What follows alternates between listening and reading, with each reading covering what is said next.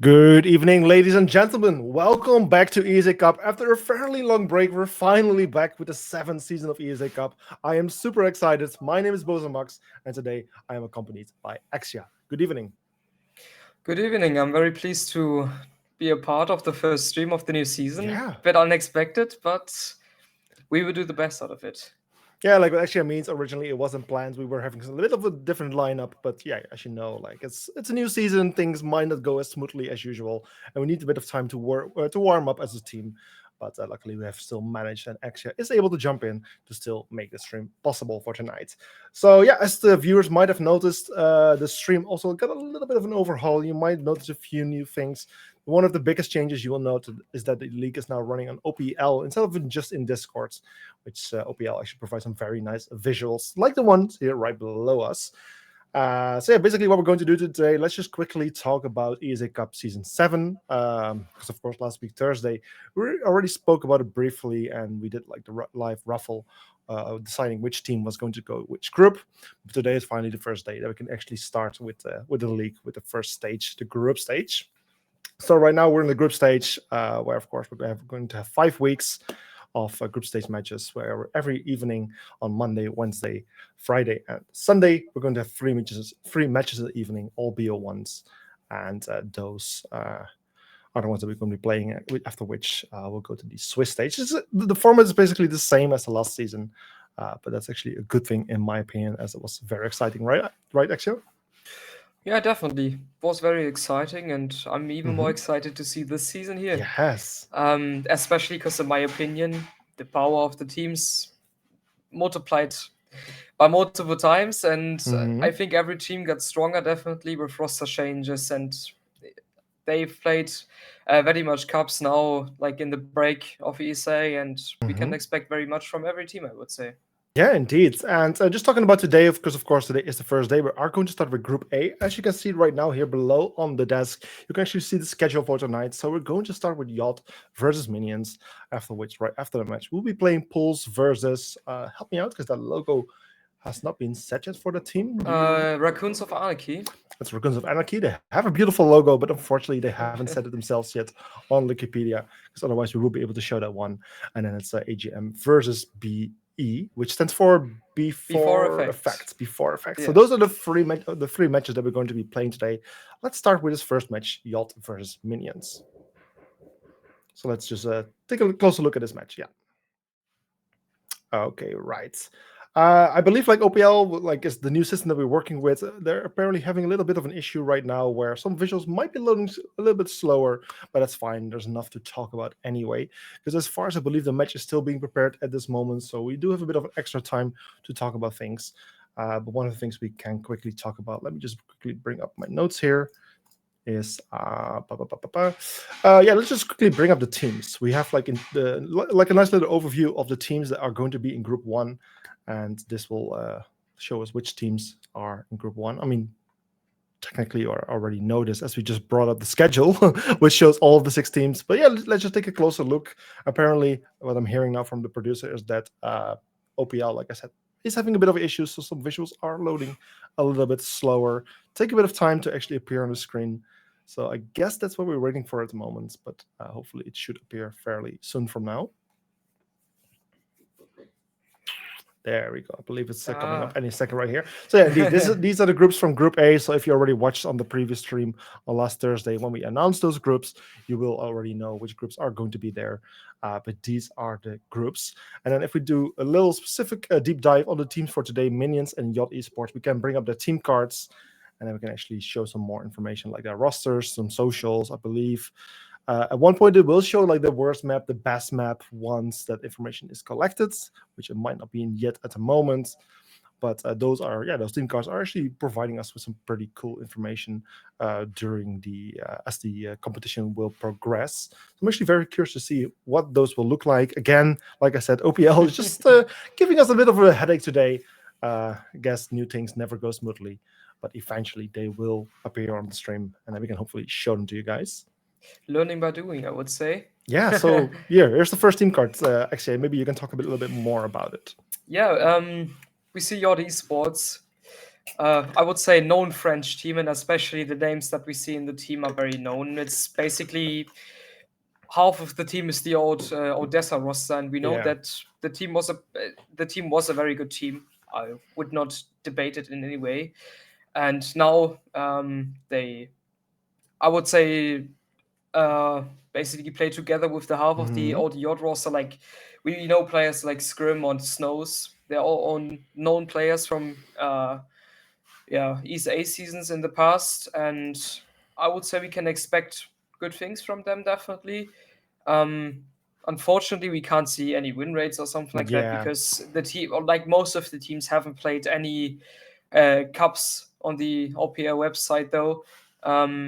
But I think we can expect very much from them. As you see too, you can see now the ads of the players on Mhm. Twitter, for example. You can see their flex and all stuff like that. So we see that the OPL visuals Yeah. are showing very much information, and we can quickly switch over to the second team. It's Minions, and yeah, you can explain a bit about them.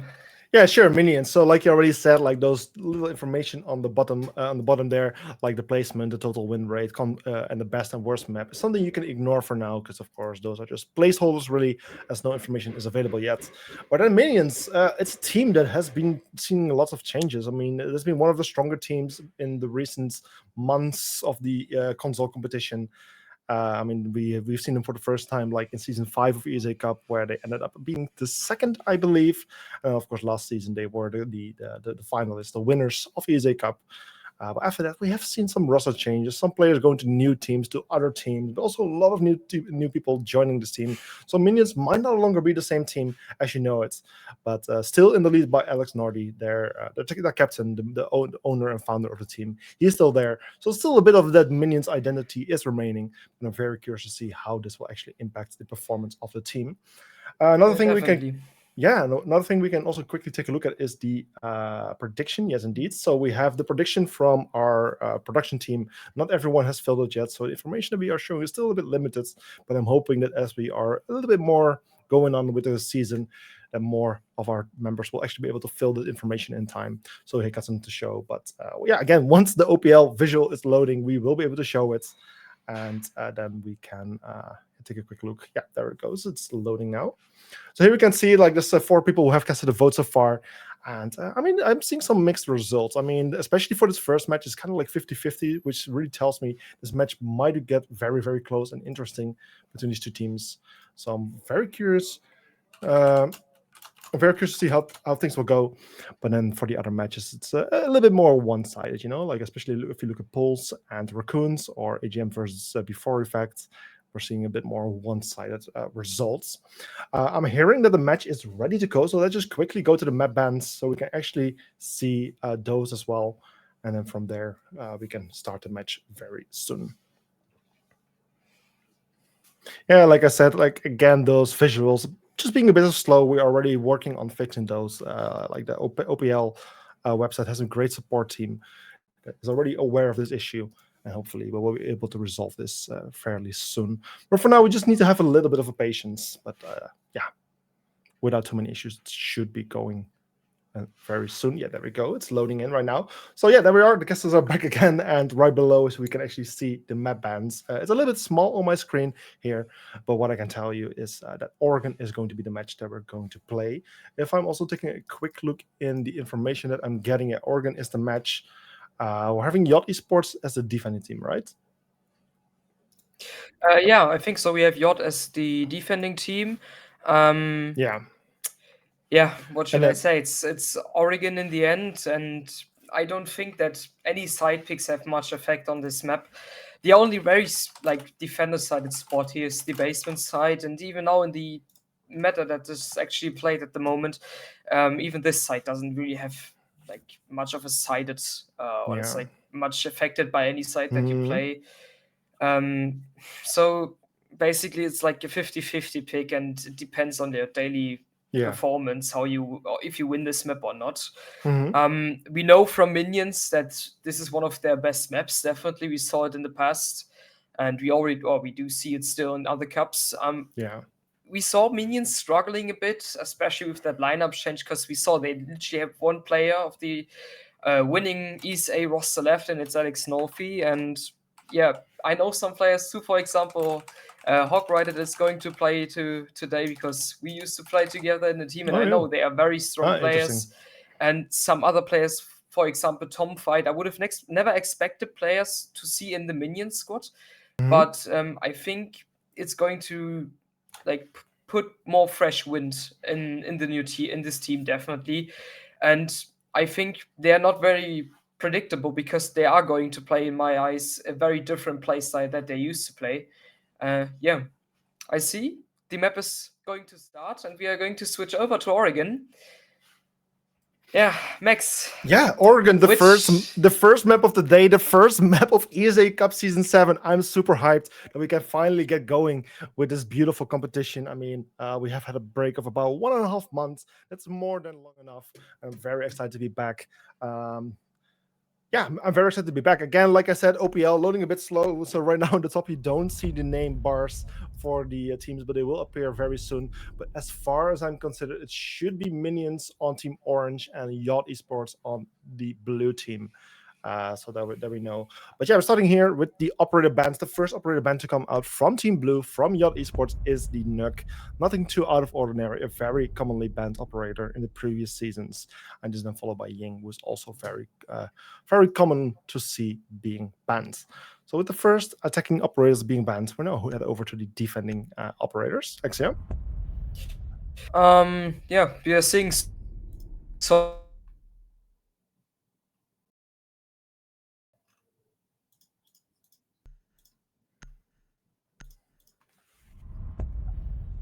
Ah, okay. Yeah, okay, well, I'll take over for a moment. So Solas and Kaid are the two operators to be banned. Kaid, a bit of an interesting one. I mean, he's an operator you can easily deal with. Thatcher is still on board. Various operators can bring those EMP nades. So it's a bit of an odd one, but sure, if the team doesn't want to play against him or whatever, or maybe they know some tactical stuff or some specific stuff about the other team that they really like to play with Kaid, then it's fine for them to ban it. But for now, these are the operators that we're not going to be seeing during this first map of today. Of course, this is the best of one. We have 3 best of 1 matches today. And here we can see the first round being set up. Yacht Esports on defense, going to the basement for the very first round, where later the Minions will be the attacking team and will try to take control of the bomb site and take out the enemy team or take out the bombs. Also, one thing that we didn't talk about, we're still working on getting those visuals on stream somehow. But one thing that we always do, like usual, is the Twitter prediction, where the viewers on Twitter get a chance to cast their vote on which team they think or will want to win. And if you just take a quick look here on this match, Yacht versus Minions, we can see that a total of 38 people have casted a vote, which is a very nice amount. And that amount is telling us that 21% of those voters are thinking that Yacht will win versus a 79% for Minions.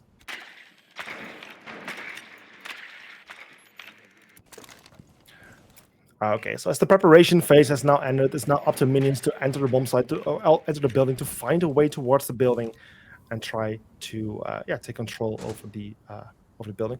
What I'm hearing from X is apparently he's having a little bit more issues than anticipated, so he might take a little bit more time to actually fix it. But hopefully he will be able to do so soon and be able to rejoin me. But hey, the first opening kill is already coming out very soon. It's Xeros being taken out. The roaming Jaeger gets found very easily and very early on. Probably some good drone work there. We're getting shots through the wall, which already brings this round to a 4 versus 5 situation. In the advantage of the members of Minions, a great start here for them. And with a 4 versus 5, this round now continues with still 2 minutes on the clock.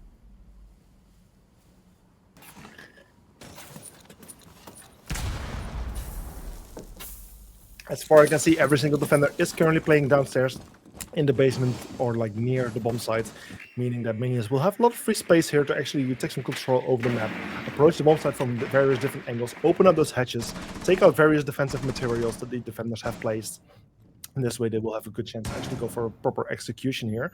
We can hear some Ipana pellets coming out. Likely things are being destroyed more and more, peeling off more and more defensive layers for the defensive team, making it more difficult for them to play on site. can see the mute there playing on Harry Potter very close to the Sledge, who is trying to approach that position, but also the blue elbow rotation, which has been made.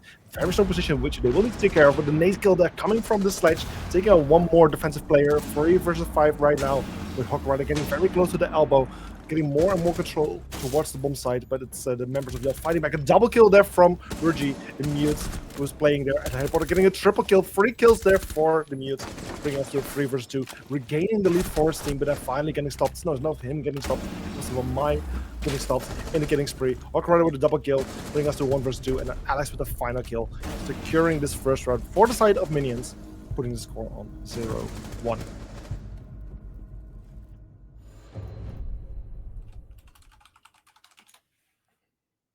Let me quickly see. Okay, so apparently the issues of actually are not resolved yet, but hopefully he will be back soon. So for now, it will just be a solo cast here for me for the very start of this round of this map. But for now, that's fine, and hopefully we'll be soon back for a nice little duo cast. Okay, so yeah, with the first round going to Minions, I mean, the round got somewhat close. I mean, Minions, sorry, Yacht having a really nice attempt there on making a nice comeback, a triple kill there from the Wamai. Ruji was playing at Harry Potter, doing an absolute great job for the team, but unfortunately not good enough, or at least his teammates not good enough to actually fight back and put up enough resistance. And yeah, Minions just taking this first round and therefore taking the lead.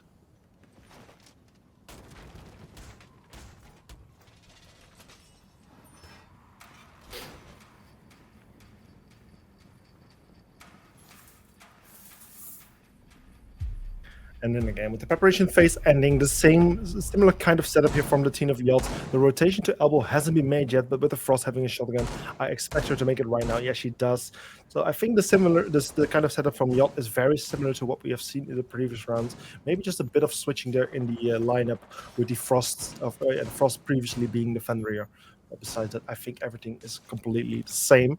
So for Minions, again, for them, it's also fairly clear what to do, how to handle with this kind of defensive setup.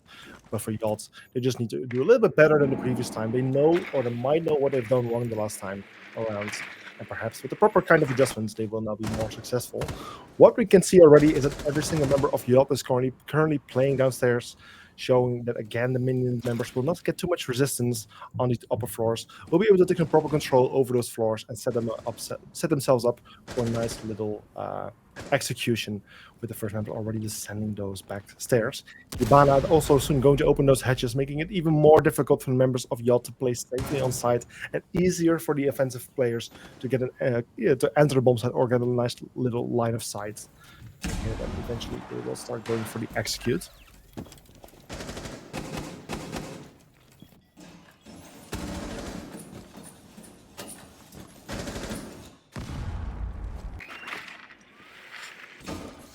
Explosives known from the floors coming out, just probably trying to get some information and gather some information over the elbow area, and potentially pushing the players out of the area. I'm not sure to what extent the Borbal shield they might have had a Borbal shield there, which might have been taken care of now by the floors zone, and as it was activated, we see one player, Zeros, getting injured on the floor near pillar. Nate's being thrown in the direction, unfortunately not being able to finish him yet. But with a 5 versus 5, him still being laying on the floor, he could still be revived. At least it's being attempted, but no, it covers perfectly. A nice beta from Tom, taking out the Frost. Jaeger still on the floor, probably easy to be picked up. This will leave us with a 3 versus 5 situation where the Minions members are looking very strong. But with the Wamai getting his first kill, taking out a Minions member, there's 2 kills coming from the side of Minions, leaving us in a 2 versus 4, but still the 1 member being injured. And then 1 final kill right there from the side of Minions secures the second round for them as well, which puts them on a 0-2 score.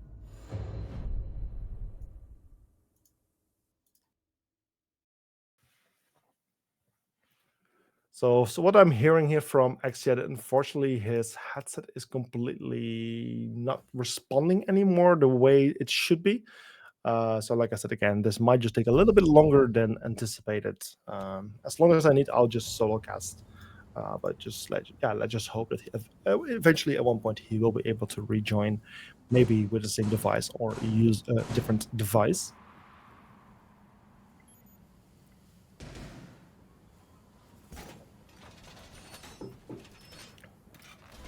But yeah, today is the start of the group stage of ESA Cup. Basically the first filter process of this competition. A total of 24 teams are participating, of which 16 will proceed into the stage 2, the Swiss stage of ESA Cup.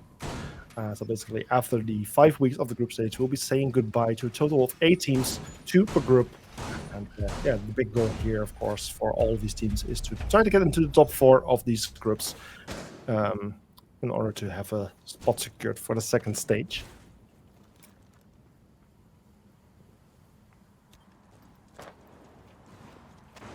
Well, members of Minions again going for a similar kind of setup. I mean, so the members of Yacht going for similar kind of setup. They know, the Minions members know that the setup is somewhat similar and know their weaknesses, but they seem to be going for some kind of rush. At least it's a very aggressive approach. Riju already with a very early kill. However, 3 members of Minions getting taken out very early on. Alex playing his blitz, still in life, however, getting very close to the bomb site itself, having nice control over supply, but in a 5 versus 2, it might already be too late for him. He's in a very tough position where he cannot really do too much for the team. Luckily, Harindapool is still alive, playing as Definka right outside of blue, outside of construction, taking out one of the players with blitz. Alex is getting in a little bit of trouble, getting in control, in contact with the mute, with the shotgun. The question is, will he be able to do anything? No, unfortunately not. He gets taken out. It's all coming down to Definka, who is now in a 3 versus 1 situation. This is very much still possible, especially given the fact that the members of Yacht are playing fairly aggressive. And if they play too aggressive, if they are not too careful, I mean, it's Finka. She still has 2 nades. She has a great gun. She has one more use of her ability remaining. She's still in a good position to actually potentially clutch this. Let's just see how the members of Yacht actually approach this situation. We can see Diego trying to go for sneak approach, but yet he gets the kill, and that's the first round going to the members of Yacht Esports. A failed rush for Minions, not what they were looking for, but at the same time a nice attempt, which just went wrong, unfortunately for them. This is a 1-2 score, the first 3 rounds done for this match. But still 3 more rounds to go before we see the roll swap happen.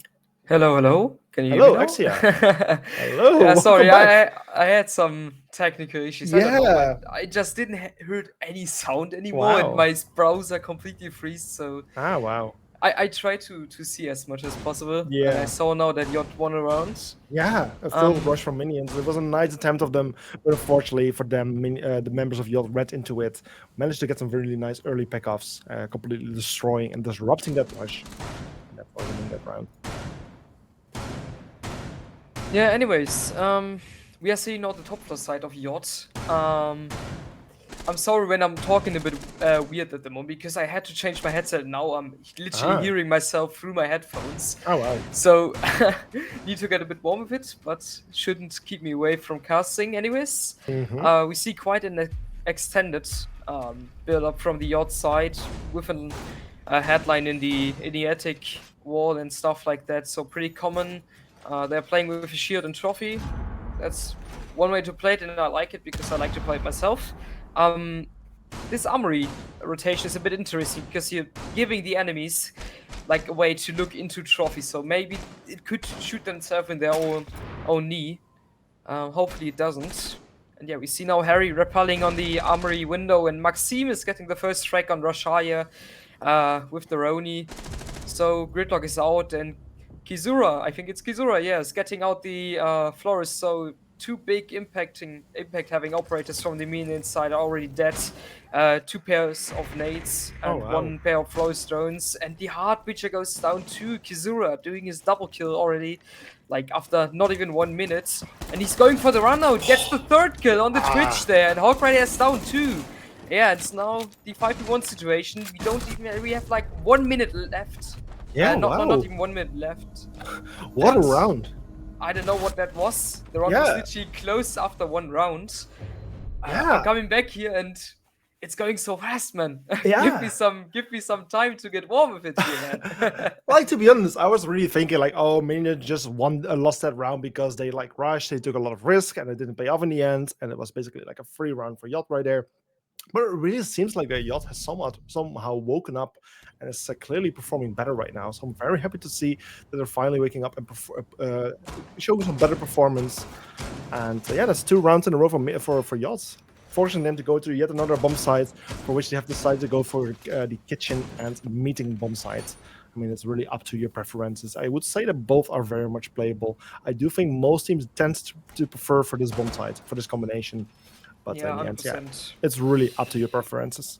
Yeah, the problem on the dining side is definitely if you like literally lose one of the rooms that is before the dining room, you literally lost the whole round because you have so many um like fake or like so many rooms or angles where you can aim at the kitchen side and kitchen and maybe showers hallways the only thing to deny a plant in dining, so it's very hard to keep the Yeah. control over the dining side if you lose like small tower or something like that. So most Hmm. teams prefer meeting, and I prefer it too because meeting is easier to hold. You have more options to retake the spot and things like that. So it's definitely a wise choose from the yacht side. Oh And it's wow. Maxime getting the opening frag again with the echo this time.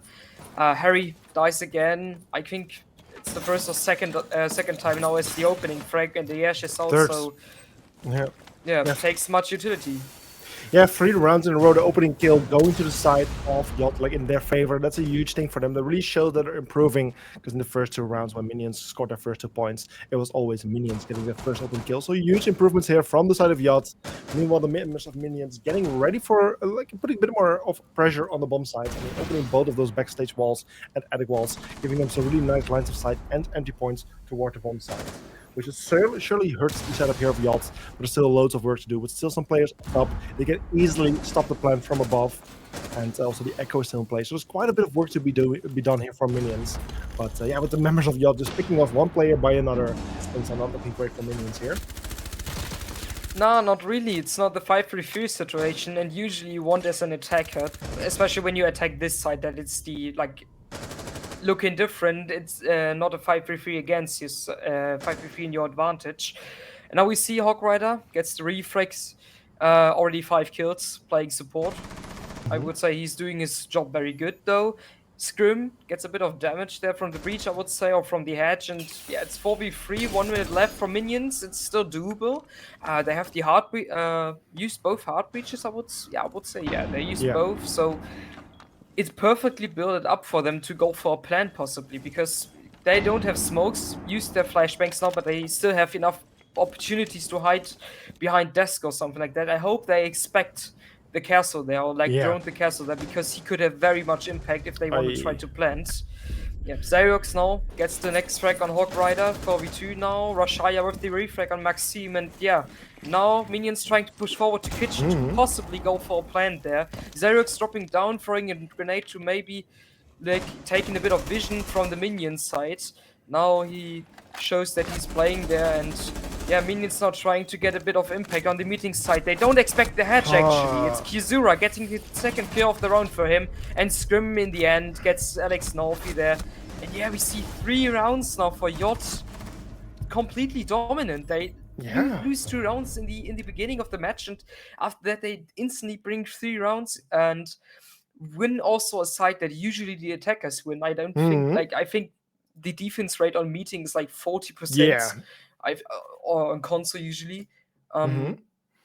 Oh, Yeah, we it's have much lower than it's much lower than for usual bomb sites. But yeah, like the round was really going back and forth. Like we saw like lots of early picks on the side of Minions towards Minions, but Minions fighting back, even taking out the Echo. I really thought like once they took out the Echo, like hey, this might be the moment. Yes, there was still the castle in that strong position, trying to hold the position as long as he could. If they would have been able to take out the castle, they would have had a good chance. But just yeah, the fact that they lost some players upstairs and the Azami was able to retake the hatch, that just really hurts the offense of Minions and caused them to lose the round there. So right now, just one more defensive round here from the side of Yacht before we see the roll stop happen. Right now, Yacht has been doing well in the defense. I mean, 3-2 can still become a 4-2 or potentially 3-3. And after roll stop, we will see how things go as the teams then switch sides. Yeah, now Scrim trying to get an opening frag with a spawn peak there. It's interesting though. We don't see much spawn peaks on console anymore, and I like it because often people get like opening frags against themselves while losing the gunfight there. Because especially on a map like Oregon, every player knows where you can spawn peak and which spawn peak could happen against you. So it's very good predictable though. Anyways, nothing happens there. I see Scrim roaming with the Warden that is now one speed, so not very fast anymore. It's like a big stone running through the map, but it's not keeping him away from doing it. Zyrox playing a bit on the big T stairs, trying to like catch a bit of time of the attackers, and he's done a good job. It's already 1 minute Mhm. left. Not left. Oh, Expired. expired. Yeah, Yes. expired. 2 minutes left to play. Yeah, indeed. 1 minute expired, lots of time gone, but at the same time, I don't really see much roam work happening right now, right? I think every single defender except Maxime was now trying to go for the flank, walking through those traps of the gridlock, doing a little bit of damage, but still in a very good position. Actually, find the gridlock herself, but no, gridlock finds her instead. It's two people down on the side of Yacht. Finally, minions finding a bit more of success early on, not losing lives, but getting kills instead. Finding a third as well, just before the C4 could even be activated. A 2 versus 5 situation. It's still 1.5 minutes remaining. Surely minions should win this round, right? Yeah, definitely. Now Ryuji getting the refrag on Hawk Rider though, 2v4 situation, and it seems it's winnable for the side of Ooh. Yacht Esports. Scrim now falling to Harry, and it's now Ryuji in a 1v3 situation. He got like 20 HP left, so seems very much undoable for him. But yeah, Ryuji, one of the star players from Yeah. France. Anyways, Alex Novi, the IGL of Minions, gets the frag, and it's now 3-3. I would say definitely a good round swap for both sides. Like I said, Yeah. Oregon is now a 50-50 map. Yeah. And it's quite interesting. I think Minions won twice on the basement side now. And we have to remember basement is the side with the like biggest win advantage for the defenders. So Mhm. it's interesting though. Console got his own rules, much people say. And Yeah. yeah, it's showing it again. Um Mhm. yeah. You know what's actually surprising me? I was quickly like pulling up the stats from like previous season, which like ended only 1.5 month ago. If I actually look Mm. for Oregon for ESA Cup, it's a 44% win rate versus a 56 defensive win rate. So somewhat defensive favorite actually this map winning this Yep. competition. But actually, I'm honest, it never seems Yeah, like that. Most indeed. Like matches that that's I why I'm look, surprised. Like it usually seems like it's more mostly like well balanced, but the stats of ESA Cup don't. Yeah, like they show otherwise. yeah, Um, definitely. yeah, so with the fact that minions now switching to the defensive side does definitely provide some opportunities for them where hopefully or potentially hopefully for them they can do a little bit better and have some chances to score some extra rounds here. But with a 3-3, they are in a very good position to do either.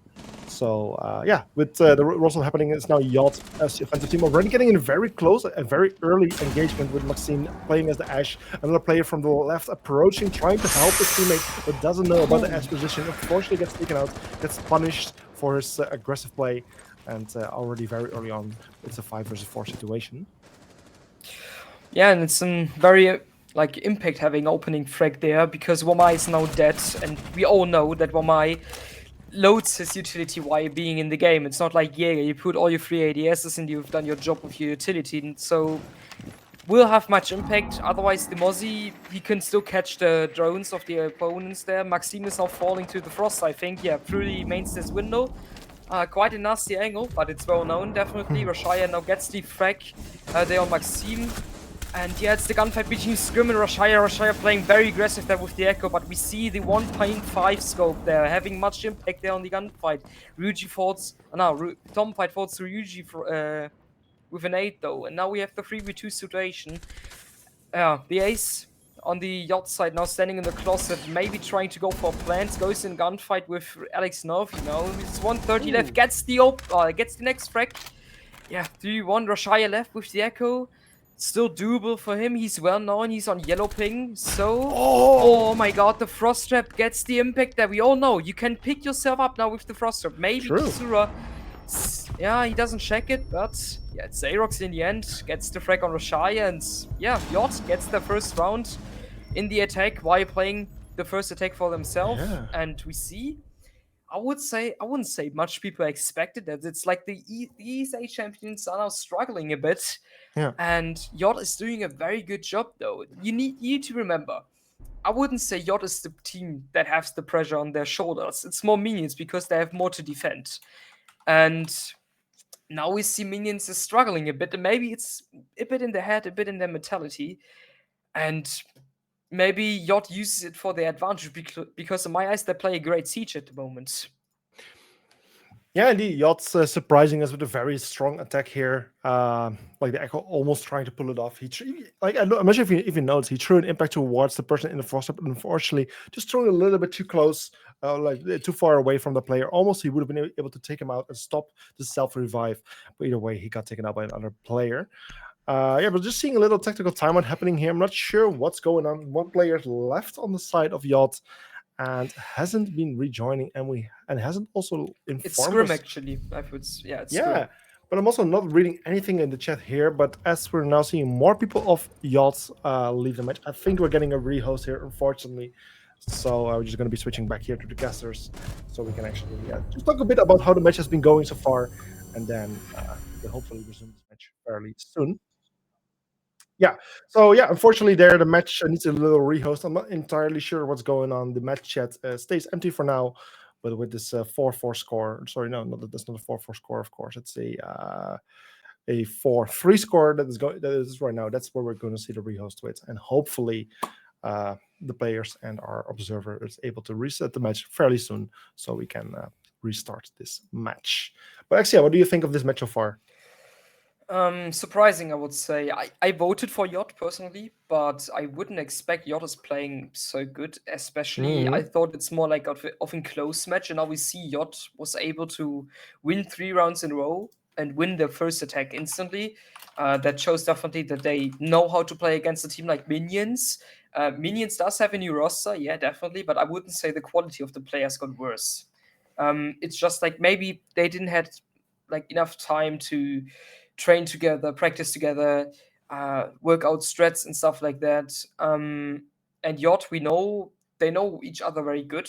I would Hmm. say I see them playing often together, even in like when we know that this lineup is like a lineup from two different teams from Odessa and the old Yacht squad, but we saw in the past, like on Twitter or something like that, they Hmm. played like cups like Face It together and stuff like that. So they definitely know each other, Okay. um, and I would say it's definitely an advantage for them. And we're seeing great siege at the moment. It's a very good worth first match for the new ESA season. Hmm. Um, what do you think? Well, that's also like that's one of the things I was so curious for is the Minions team. Like Minions, of course, are grand champion from the last season. Like especially since they now have a page on Wikipedia, it's much easier to keep track of their information. So let me quickly just bring it up. But like yeah, recently they were the champion of ESA Cup season 6. They won Amnesty season 2. They won Arctic's Premier League season 3. So lots of good things there from the side of Minions. Which is basically right after season 6 of ESA Cup things started happening. Like lots of players leaving, lots of players joining. We can see like how Disberry, Manimut, Liaxil, Elizard, Hoverboard, Madeira, so many big names from the console scene left the team and went to other teams, mostly LDL. Which is also one of the teams that is participating in this competition this season. But yeah, so far Minions did lose quite a bit of players. They have acquired lots of new players, of course, because otherwise they would be able to participate. But it just shows like how different Minions now is. And like if we then look at the recent results, for example, like RBS is a competition they were participating in. They ended in the 9th to 12th spots, where in eFuture, which is also still going on, they ended in the 12th spots, which was like I believe in the Swiss stage. So Minions not doing as well anymore as they used to, and I think that also do not necessarily with the new roster, like being like losing some great players, but just mostly like not having the time yet to actually get fully used to each other yet. I think Yeah, Minions, definitely. yeah, I think Minions really still needs to develop themselves as a team a little bit more in order to become more successful. And yeah, that will be a really big challenge for them during this season because they don't have that much time. Like I think you can afford to lose about 2 to maximum 3 matches in this group stage, but if you lose more than that, you're just not going to make it to the next stage. So I really hope that Minions has been able to regain a little bit more experience in the recent months or so. That we will hopefully see them being a bit more successful than they have been in the previous competitions, like I just mentioned, because otherwise things might get very tough for them. Yeah, definitely will be very tough for them. I'm also very excited to see like the former Minions players now playing for different teams. I saw Yeah. Hoverboard now playing with MDF, and like you said, LDL is pretty much the winning roster of the last ESA season, and I have the honor to play their first match against them. But I'm quite excited to see how they play, because I heard from a pair of people that Alex used to be the guy that doing the strats in the team, doing a bit of the IGL stuff and stuff like that. So Hmm. I don't know if they maybe don't play as coordinated as before, because we saw they were a very good team. We also saw them playing like these tournaments of the famous streamer Jinxie and stuff like that, and literally demolishing every team there, even with while they played with 120 ping. Yeah. Um, and that very much showed how dominant this roster used to be. And yeah, it's for me a bit sad to see them going down at the Hmm. moment, because they used to be a very good roster, and they showed, like, there was always a bit the opinion from much people that Xbox teams or Xbox aren't that good as PS players, and they definitely showed that it isn't like that, because they are the first Xbox team winning the ESA Cup, and they've done it very good, very dominant. I can remember they lost the first map in the grand final last season, 07. They had to start 0-2 in the match because they came too late in the match. And after that, they won 3 maps straight against a very strong MDF. And we all know Hmm. what caliber MDF is. So they definitely showed with that roster how much they are able to do. Yeah. Now, they're like I said, they have the pressure on the shoulders to be the defenders of their title. And I don't know if it was the best decision to split themselves up, because in my opinion it's not possible for a team, and we saw them constantly making roster changes. I can remember like Tom Fight joining a week ago or something like that. It Yeah. can't work out for a team, especially playing against teams on a very high level, to instantly Hmm. be able to give your best performance ever. Yeah. Yeah. So yeah, we will see now. It's still a doable score for them now in this match. So it's all possible, even for Yacht. Um, I would say it's definitely unexpected that they play so good, but I like it. I'm a fan of teams giving pressure, or teams that you don't expect, giving pressure on teams where you expect to win constantly. So Mhm. those are my favorite type of games, and I now heard that we are going to go back in the map. Yeah. Yeah. Yeah. The match is finally loaded up again. So with a 4-3 score, we have done the rehost. Luckily, it didn't take too long, in my opinion. So I'm very happy that the players and our observer Musa managed to arrange things fairly quickly, so we can resume this match. But yeah, with a 4-3 score, we're now going to resume the match. Not even sure what happened in the end. What was the problem? We might never know, but in the end, we can luckily uh, resume the game now. Okay, so with a 4-3 score, it's Minions, of course, still on the defense. This will be the second defensive round. We're going to the same bomb site as they just played on. The round got fairly close. It ended with a 3 versus 1 situation where it was the Echo left standing. I'm not even sure who it was. I think it was Rushshire, the last player left standing for Minions. Not entirely Yes, sure. yes, it was But for sure. Yeah. yeah, so they're just now going for a second attempt. Nothing wrong with that. They might know what went wrong and how to do it better. And with the right kind of adjustments, they might be more successful this time around. Yeah. Right, so 4-3 score, the 8th round of this match. Yeah, well, like we were talking, like how this match could potentially go. Like I said, Minions still a team who really needs to show what they're capable of, as the roster is just so different. It's still so fresh. While the members of Yacht, we just know them a little bit better. They have been together for quite long, and they might just be the more experienced team in this case. Yeah, definitely. What I want to say is that it's pretty surprising for me that Minions is playing the top spot twice. I think they are smart enough to know that the basement side is definitely the best side for the base for the defenders. Though, anyways, we see Alex Nolte falling first to Maxime, and we see Maxime having a great match. Though I think he's the top fragger. Not sure, but I'm Yeah, I'm pretty sure he is. Yeah, yeah. and Obviously, the he's doing a scoreboard. great job. Yeah, obviously the scoreboard indeed got reset, so it will be a bit of a guessing game. But you might be right, yeah. Maxime did fairly well in the previous half of this game. And there we go, the second kill from Maxime. Double kill in total right now. He has taken out Rinda. So it's now a 5-3 situation.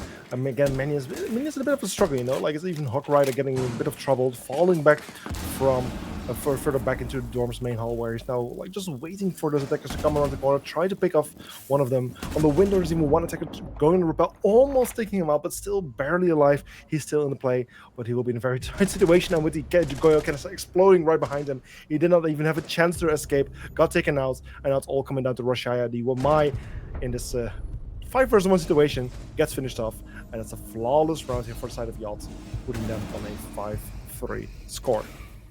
Yeah, it's an incredible play from the odd side, and we see definitely that one of the guys having the most impact on the map is definitely Maxime. He's playing beautiful, doing a great job there, and yeah, it's, I would say, definitely deserved for the odd side to be in the lead of 5-3. And yeah, now it's time for Minions to get these rounds, because it's one round for Yacht and they have the match point, and that's already 1 point for them. And I think that's one thing that Minions wants to avoid, because Yacht is maybe one of the teams where you say, yeah, maybe they become second or third. If they play a very good first stage, they can even become first. And Minions definitely want to avoid that, because, you know, the placements in the group are a bit affecting the starting matches in the Swiss stage that you have in the second phase of the tournament here. And Minions is definitely a team that should have the goal to be first in their group. And now they have a bit of a struggle, but I'm still expecting that they can make this. We see now the basement side. It's a good and wise decision from them. And seems like a pretty default build-up from the Yacht side. Yeah, the first time for Minions indeed to go to the basement, and like you said, one of the stronger bomb sites on this map. So we're really expecting a bit more performance here from the side of Minions. Really hoping that they will be able to win some rounds here, because otherwise it will be a 6-3 score, which will not look good for them. And if they now, if they now start winning some rounds, then there's still some opportunity for both teams to still win, or potentially this match even going to overtime, which would of course be spectacular for the very first match of the new season. But yeah, members of Yacht just starting to get inside of the bomb site, meeting a bit of resistance here and there. Various defenders on the roam, playing together nicely, just getting those refrag opportunities and across angles. But in the end, just mostly wasting time and holding back the attackers as long as possible, which is also very valuable. Yeah, indeed. And we already have 1 minute that is gone. And yeah, it's now Yacht. They are going a bit for the hedge take, I would say. They don't have like hard breach gadgets, or they just have the ace, so they need to use definitely 2 ace charges to open the hatch there. Using the Thatcher to avoid any electricity from Kate. Kate is banned anyways, so maybe a bit of a waste of a fetch nade. Yeah, you see hatch is now going to get opened. Gridlock is holding the big T's there, so they maybe expect a flank from Minions there. And yeah, for me it's a bit not very predictable to see where they're going to execute. And yeah, now it's the third ace charge is gone, and they have no ace charges left to clear Shaiko or something like that. They are now trying to come from bunker, and a beautiful shot from Maxime on Roshaya there. So it's now the 4v4 situation, still winnable for both sides. There's Xerox trying to get a bit of an impact there from the three stairs. Yeah, 1 minute left, Max. Yeah, 1 minute left. However, the ace getting lots of trouble and even getting taken out by her in the pool. The 3-4 Minions retaking the lead here after they got the opening kill. So Minions are now in a good position with 50 seconds remaining, so not too much time for the attacking team, but they're really stepping up their game, throwing loads of explosives and flashbangs in the direction of the defensive members of Minions, just to trying to disrupt them as much as possible and creating those openings for them to play with. But also with Frost still playing in blue construction, she's in a very strong position to hold back the attacking team as much as they can. But then with the Thatcher playing at the bunker entrance, he takes out the Frost, brings us to a 3-3 with an equal man count, where things can really go either way from here. 25 seconds, a kill from the side of Yacht. One player dying on each side. It's a 1-2 situation in the favor of Minions with a quad kill from Harinda, where he gets taken out. His killing spree getting stopped. It's a 1 versus 1 where the Thatcher is extremely low in HP. One bullet will take him out, but if he lands the shots there, he might have been able to win the round for the team. But the time ticking, running Oh, out, yeah. it's actually Tom Fight getting that final kill, winning the round here for Minions, and putting Minions in a little bit of a better spot, where the score now is 5-4. And yeah, in the end, in my opinion, a bit too close for Minions to win this round out because we know basement is the most defender-sided side, and usually you try to get some opening frags when you're roaming or playing with the third floor or something like that, and then try to fall back a bit. Um, Yacht needed too much time to get impact on the bunker there. Maybe they should have picked some different operators, even trying to go inside with a Monty or something like that, because yeah, the operator picks of minions there on the basement, I couldn't really understand it. Warden was perfectly there, and we still see Warden. We all know Warden got nerfed on the speed. He's only one Yeah. speed now, but he's still getting played in every round nearly.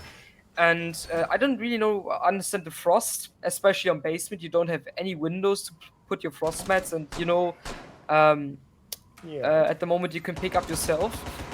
Monty could have had much impact there, but you need to remember Monty is like it's a very hard operator to play, especially mechanical wise when you play the Monty yourself, and especially in the callouts.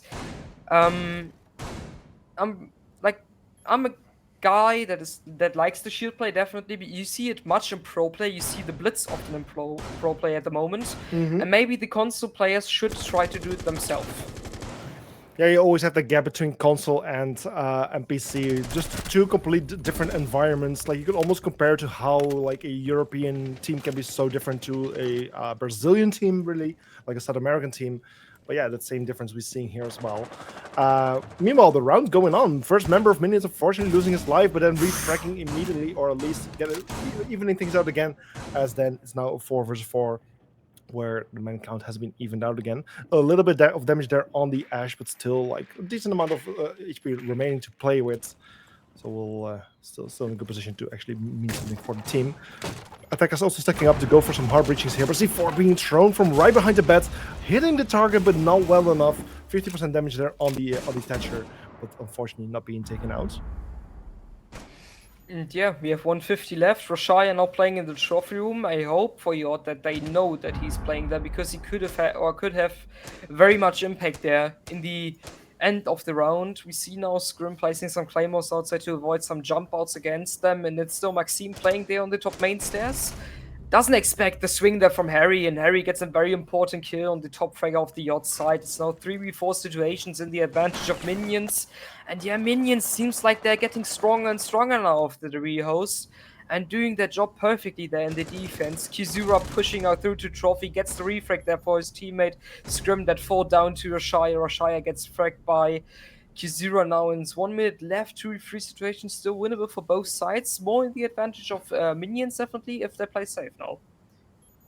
Yeah, a 2 versus 3 situation with just under 60 seconds remaining, so lots of time still available to either team, but the man disadvantage on the side of Yachts makes it a bit harder for them to actually make a proper entry. But the C4 gets a kill there on Ruji, where then Tompoint gets damaged himself quite well, but then Henrinda with the final kill secures another round for Minions, evens out the score. The score brings us to a 5-5, where either team is now just 1 point away from the match point, 2 points away from the win.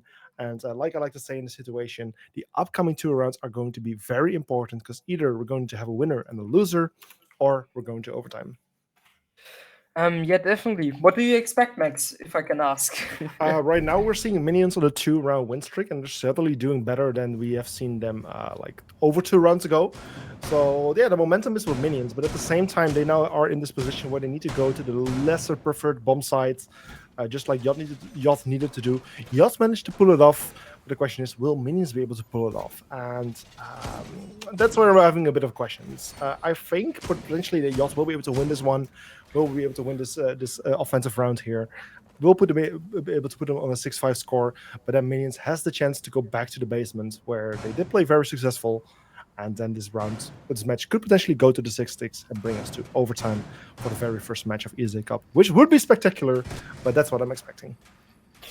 Yeah, definitely. And yeah, we see now it's the basement. No, it's the meeting site. I was wrong. I was wrong. It could just be the meeting or dining site. Anyways, we see Alex Northey playing with a shotgun there.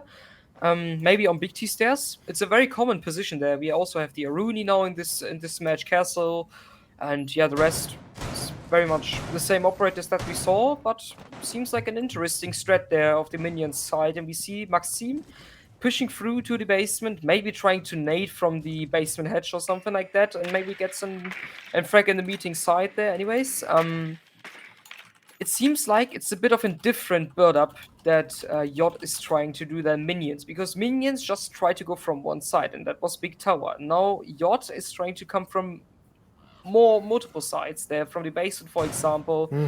But we see Yacht needs a bit of more time because Alex Northy is taking very much time of them, and it's Ooh. Hawk Rider gets the first frag, and it's the Thermite. Termites, yeah. It's such an important operator for you if you play against the side, and you now lost your only heartbeater there. Now this Hawk Rider playing very aggressive again, tries to get the frag on the Thatcher there. Anyways, Maxime gets Alex Northy out, Harry in the pool, gets Grim, and Hawk Rider holds through. Very much and very fast gameplay. It's a 3v3 situation now, 130 left.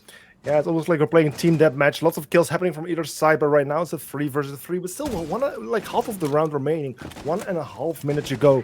Either team still has a proper amount of time to make a difference here, to pick off one of the other players, to turn the favor to their side, and to also weaken the setup from the other team. C4's coming out, explosives happen, but no, in the end, it's Harindapool getting found and getting injured there by the Twitch, who was playing upstairs. Maxime with a kill there on Rush, and Tomfai getting taken out by Maxime. A very fast ending here from the side of Yacht, securing this round for them, like predicted.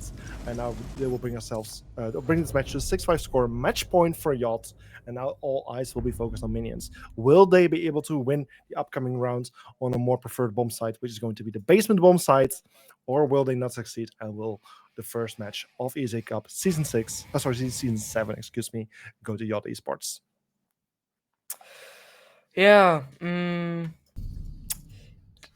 I can't really say if Yacht is now able to win it out for them, because they struggled a bit in the execute there on the basement side. We saw they use very much time, but we see they maybe listen to the stream, they adapt to the things that I said. They are now switching to the Hibana, so they have more options to heartbeat now. For example, you know it definitely too, when you open the meeting and you try to get a bit of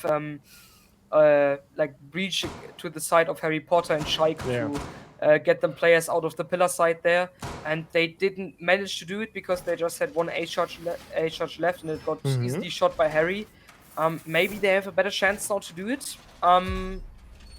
Yeah, but on the other side, Minions, they now need to change a bit of their defense so they are not so that they are not predictable for Yacht there. Yeah, so it's going to be a very interesting round. Both teams now have the pressure on their shoulders.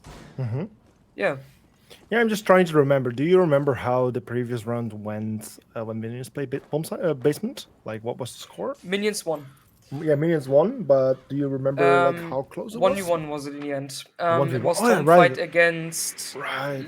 Let me lie. Yeah. Scrim, I think. Yes. Scrim. Yeah, so in the end, that round was very close and really could have gone either way. So if just Yacht does a little bit better with the momentum in their favor, they might just be able to win this round as well and end this match right here and right now. But Minions really needs to step up their game, give everything they got in their power, because it's do or die for them.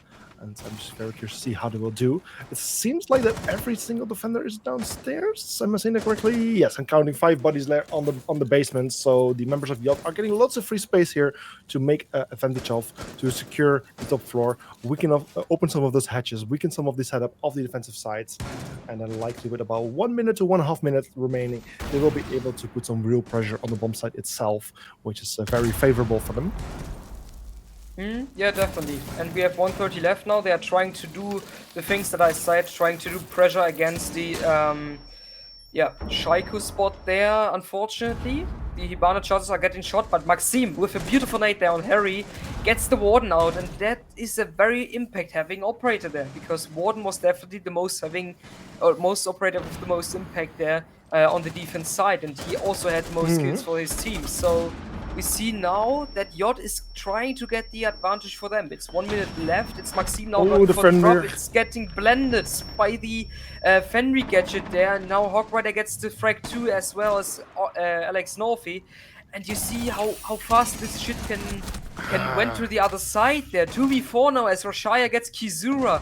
And guys, you know that there's a Fenrir gadget. Why don't you give attention to Yeah. it? Yeah, it feels like almost Yacht is just rushing things a little bit too much here. They should have just taken a little bit more time, take out those gadgets, or use some of the EMP nades that are still available to temporarily disable them. But unfortunately, they chose to just overdo things a little bit too much and got punished for it. Around goes the minions. It's a 6-6 score, and for the very first match of this season, overtime is the fact. The match will now be extended by a maximum of 3 rounds, and whichever team wins the upcoming 2, or at least 2 of them, will win this first match. The only good thing about this is that either team will get points, the winner will get 2, and the loser will still get 1. Yeah, and this result still shows that I was right, as I'm always. This like this map doesn't really have any like advantage for any side anymore. It's 50-50.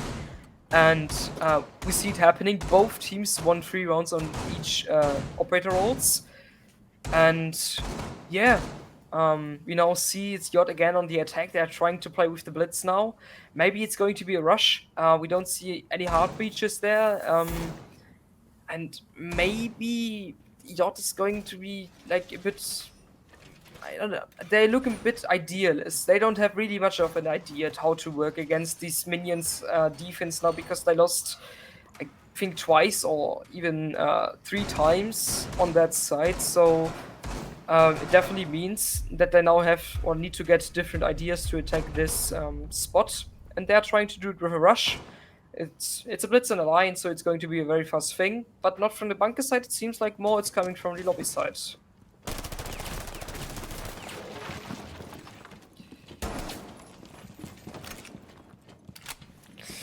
And yeah, we now see Maxime with the blitz rushing down. Seems like Minions is expecting that. Heard it maybe from the sounds or something like that. Harry in the pool playing then Laundry, Scrim, and Xerox already down on the freezer stairs, playing very aggressive against the players there in the freezer.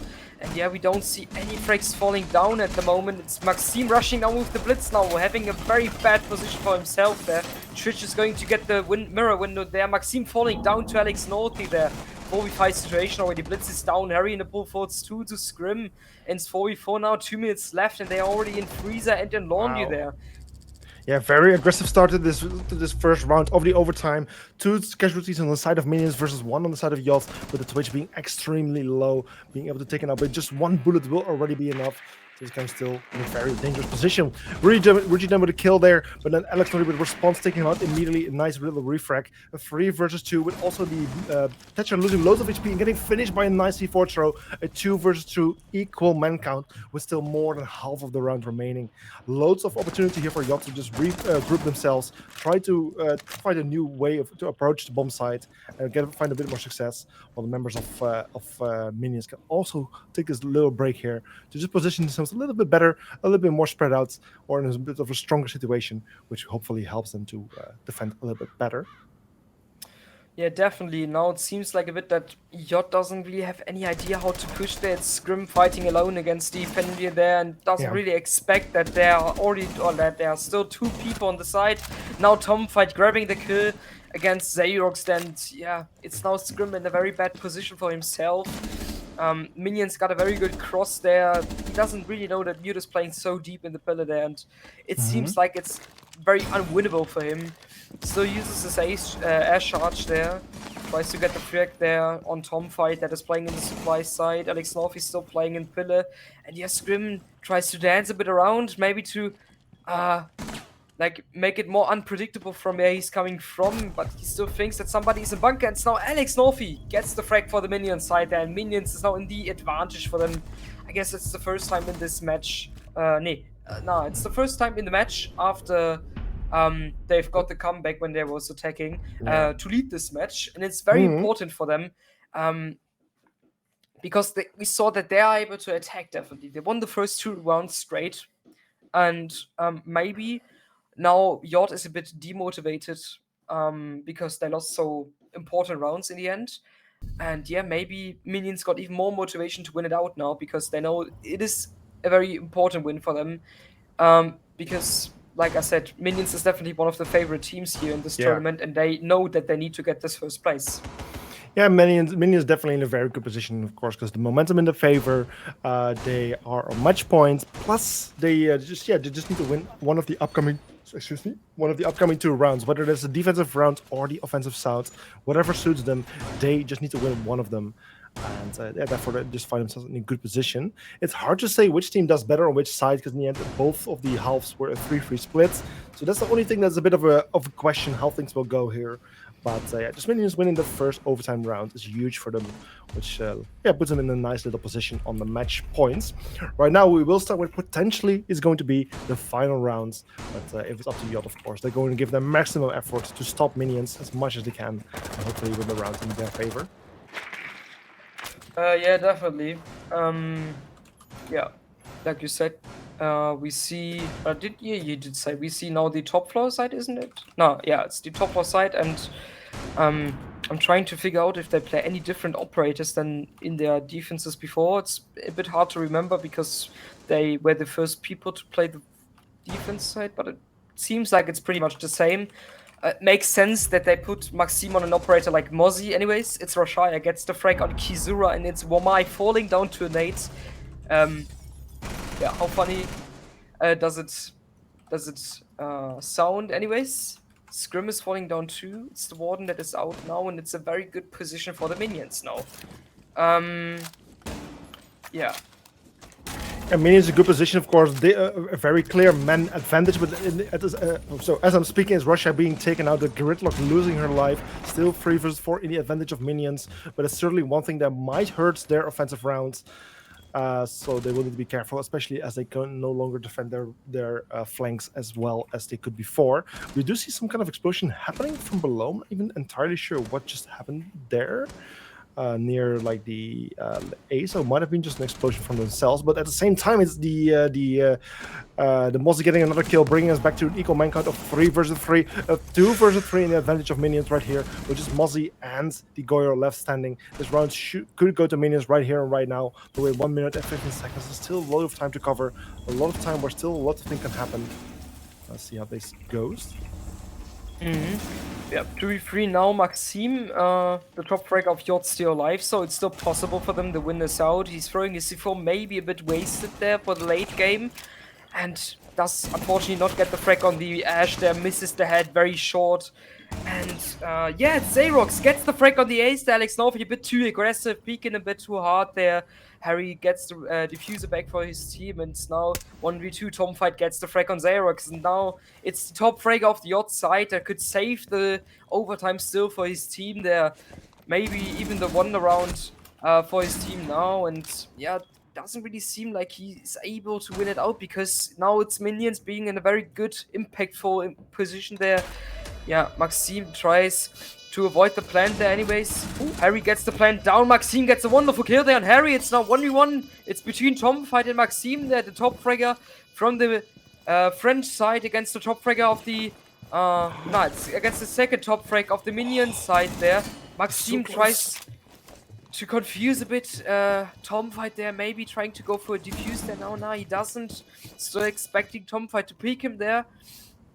And yeah, now goes for the defuse. Tom Fight doesn't really hear it. Now sprints to the side there, tries to get the kill there. And it's in the end, Maxime gets the defuse. Tom Fight, what are you doing there? Oh no way. It could have been the round for you. Minions had it indeed. Great work of the Mozzie there, pushing the Thatcher so far away, and then such a mistake from the Thatcher to not have any drone placed near the diffuser or not having the intel or whatsoever. The sound to just anticipate the defuse here. Great play and great work here from the side of Yacht. Well-deserved win from them right there, bringing us to the 7-7 score, where now the final round will be played. The winner of this round will win this first match of ESA Cup, and I'm very curious to see how things will go. Right now, both teams performing absolutely even in terms of round wins. Great work from either team, and only the strongest of these two teams can really win this upcoming round. Yeah, and what could we have wished more than in 7-7 overtime in the first ESA Cup match. Even for me, if it was a bit unexpected to cast there, I'm getting the full Yeah. program that we could get here, and The I'm full very happy experience. about it because Yeah. it's a very good match to look. the full Definitely. the full package indeed goes directly to you. Yeah. I mean, what better welcome can we hope for than this? So I'm very excited also then for the upcoming matches. I hope they will be just as close. But let's just see how this final round will go for this match. The final round of the first match, Yacht versus Minions. Who will be victorious? We have Yacht on the offense, Minions on the defense. So far, since the overtime, only defensive teams have won. So technically, Minions should be in a little bit of a favor here. But at the same time, the momentum is on the side of Yacht, where they also might feel a little bit better about themselves after winning their round in an absolute spectacular way, where Minions kind of lost in a bit of an embarrassing way. So yeah, I can imagine that the Yachts might feel a little bit better about themselves here. Yeah, definitely. But we saw Yacht attacking very well there on the top floor side against the Minions. The Minions had a bit of a struggle. Yeah, we see Maxime now going inside Armory, and he dies to the Capcan traps that were set. Oh my god, they were set on the fucking window. I can't believe it, Max. I can't believe it anymore. This match, like in the last 2 rounds, Yeah. they're looking like, I don't know, Clownfest or something like that. Yeah, just lots of unexpected things happen that shouldn't be happening. Yeah, I mean, for both of these teams, I mean, I don't know how active they have been. Like, some of these teams are participating in competitions while others might not be. So, yeah, also for them, they still might need to warm up a little bit in this competition. And that's why these things might happen. But right now, it's a 3 versus 4 situation in the favor of Minions. They got this potentially, but know that it's Scrim evening things out by getting a kill there on Russia, bringing things to 3 versus 3, where it can really go either way. Still 1 minute and 20 seconds on the clock remaining. Attackers can easily still open up some walls or whatever they want to do, do some destruction here and there, and make it more difficult for the defenders to play. We can also see the Twitch sneaking up those wide stairs, potentially going for surprise attack. This can really go either way from here. Yeah, definitely. And Tomfight doesn't really expect that there's somebody coming up wide stairs, so it could be a very impactful kill for him there. Anyways, it's Xerox pushing through, gets the kill on the big bet, and yeah, has very much damage, but already damaged. Tomfight too there is now proning down to the kitchen, to the kid's side. Scrim gets the kill there on the player in Attic, and yeah, now it's a 2v1 actually. Tom! Twitch doesn't really see What are it. you doing? Tomfight gets the kill. What are you doing? Dies through the fire. Tomfight, what are you doing? What is he doing? I can't Oh believe no! this. I'm out of words, Max. I'm very out of words. Anyways, we see Yacht winning this match out. Very unexpected, but there we see it. Minions, it's possible to win against Minions, and Yacht showed in the very first match of the ESA season. It's an 8-7 for the Yacht side. Beautiful match of Maxime too. They're carrying his team in the back to the win in the end. And yeah, what should I say, Max?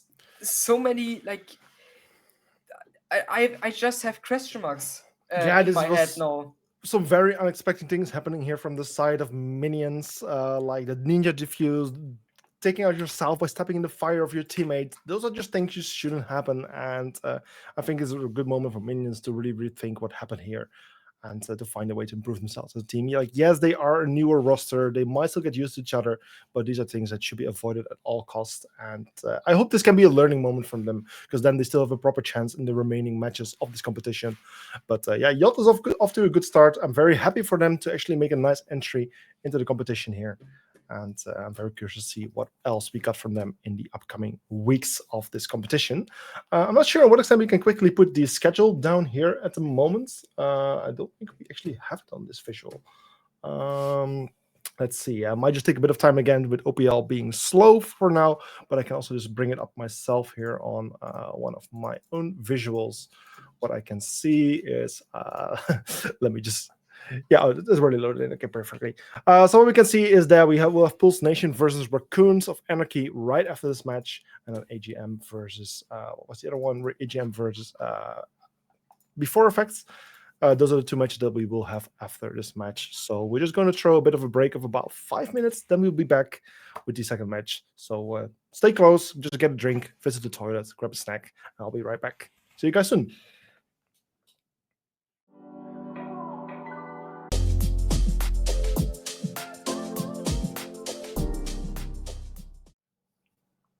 And welcome back, ladies and gentlemen. After a fairly short break, we're back for the second match of today. My name is Silbo Zamax, and this is Exia. Welcome back, everyone. Yeah, welcome back, and now welcome to you all for the second match there. And we are now going to see, I think it's Pulse Nation against Raccoons of Anarchy. We saw now quick they changed their name Yeah, and stuff like that yeah, to big surprise. Element. Big surprise.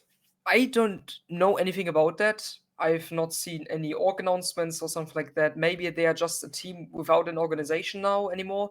Because I saw Raccoons of Anarchy, they've gone inactive on Hmm. Twitter, so maybe Ah, they stopped a bit of their organizations and stuff like that. yeah. Pretty interesting, anyways. And what I also saw is that now called Element made some quick transfers. They added Strobo and Always No Mercy. Strobe, we know from my old team, ESG, and Always No Mercy. Okay. Yeah, he's actually called Always, but he played for the team No Mercy. I won't commentate too much about it because the team was a bit of an. I don't want to say it here on the stream. There, people know what I'm thinking now in my head.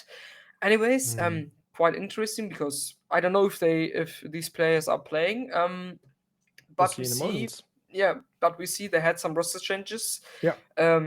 So we can expect different things from them. Hmm. On the other side, we have Post Nation. Maybe the most underrated team from the last season. Made a pretty good run, I would say, in the Swiss stage, if I'm not wrong. Yep. Very unexpected. Most people predicted them being like one of the last teams in the stages in the first stage, though. Yeah. Our other producer, our Hotnex, was very right. He was voting for them literally in every voting, and he was literally the only one voting right for them every time. Hmm. So maybe he's a mastermind. Yeah. Yeah. Anyways, I guess we are now going to switch to the team Map end. cards No, or let's just teams yeah, let's itself. just let's just Yeah. go to map ends first to just have an idea on which map we're going to play because I believe the lobby Okay. is Yeah. getting quite close to being ready. So we might need to just hurry up a little as we already lost about 20 minutes on that previous match, Ooh. which went to maximum OT. Absolutely spectacular. But yeah, let's just bring up the map ends if we can. Like we can just put them right below us, which would be nice instead of the schedule. And then we can just get a nice little idea of which maps we're going to be playing today. So yeah, let's just bring it up. Okay, so it's going to be Oregon again. I mean, have you Uh, missed the map, Exia? Have you? I haven't, at what should I least. say? I like to play the map myself very much. Yeah. Because it was always a strong map of our team. Much people know. Okay. But in the Castaway, Yeah. mm, I'm It, not a fan of it. yeah, especially like with the new map pool. I wouldn't have been sad if Oregon left the map pool, in my opinion. Like it's a map that we have been seeing for quite a bit of time. It's not the biggest map. Basically, there's nothing really new coming to the table anymore. So I wouldn't have been sad if the map actually left the map pool. But yeah, Siege is apparently so Ubisoft is clearly thinking otherwise. So Oregon is still going to be in the map pool. But yeah, Oregon is again going to be the map that we're going to be playing on for this for a second match of today, just like we saw on the previous map. Yeah, Oregon. I mean, it's a map you cannot really go wrong on. I would say, like unless your opponent's like incredibly strong on it. But in generally, it's like you said, it's a pretty well balanced map where both teams really stand a chance, no matter which side you're starting on. So I'm very curious to see how that will go. What I know is that we're just waiting for one more player, or actually, no, every player is there. So I believe we can just start as soon as we can. So the match should start very soon. But yeah, it's going to be Pulse Nation versus Elements, previously known as Raccoons of Anarchy. But that's the match that we're going to be playing right now. And it's starting. I can already hear it in my ears. So let's just jump straight into the game.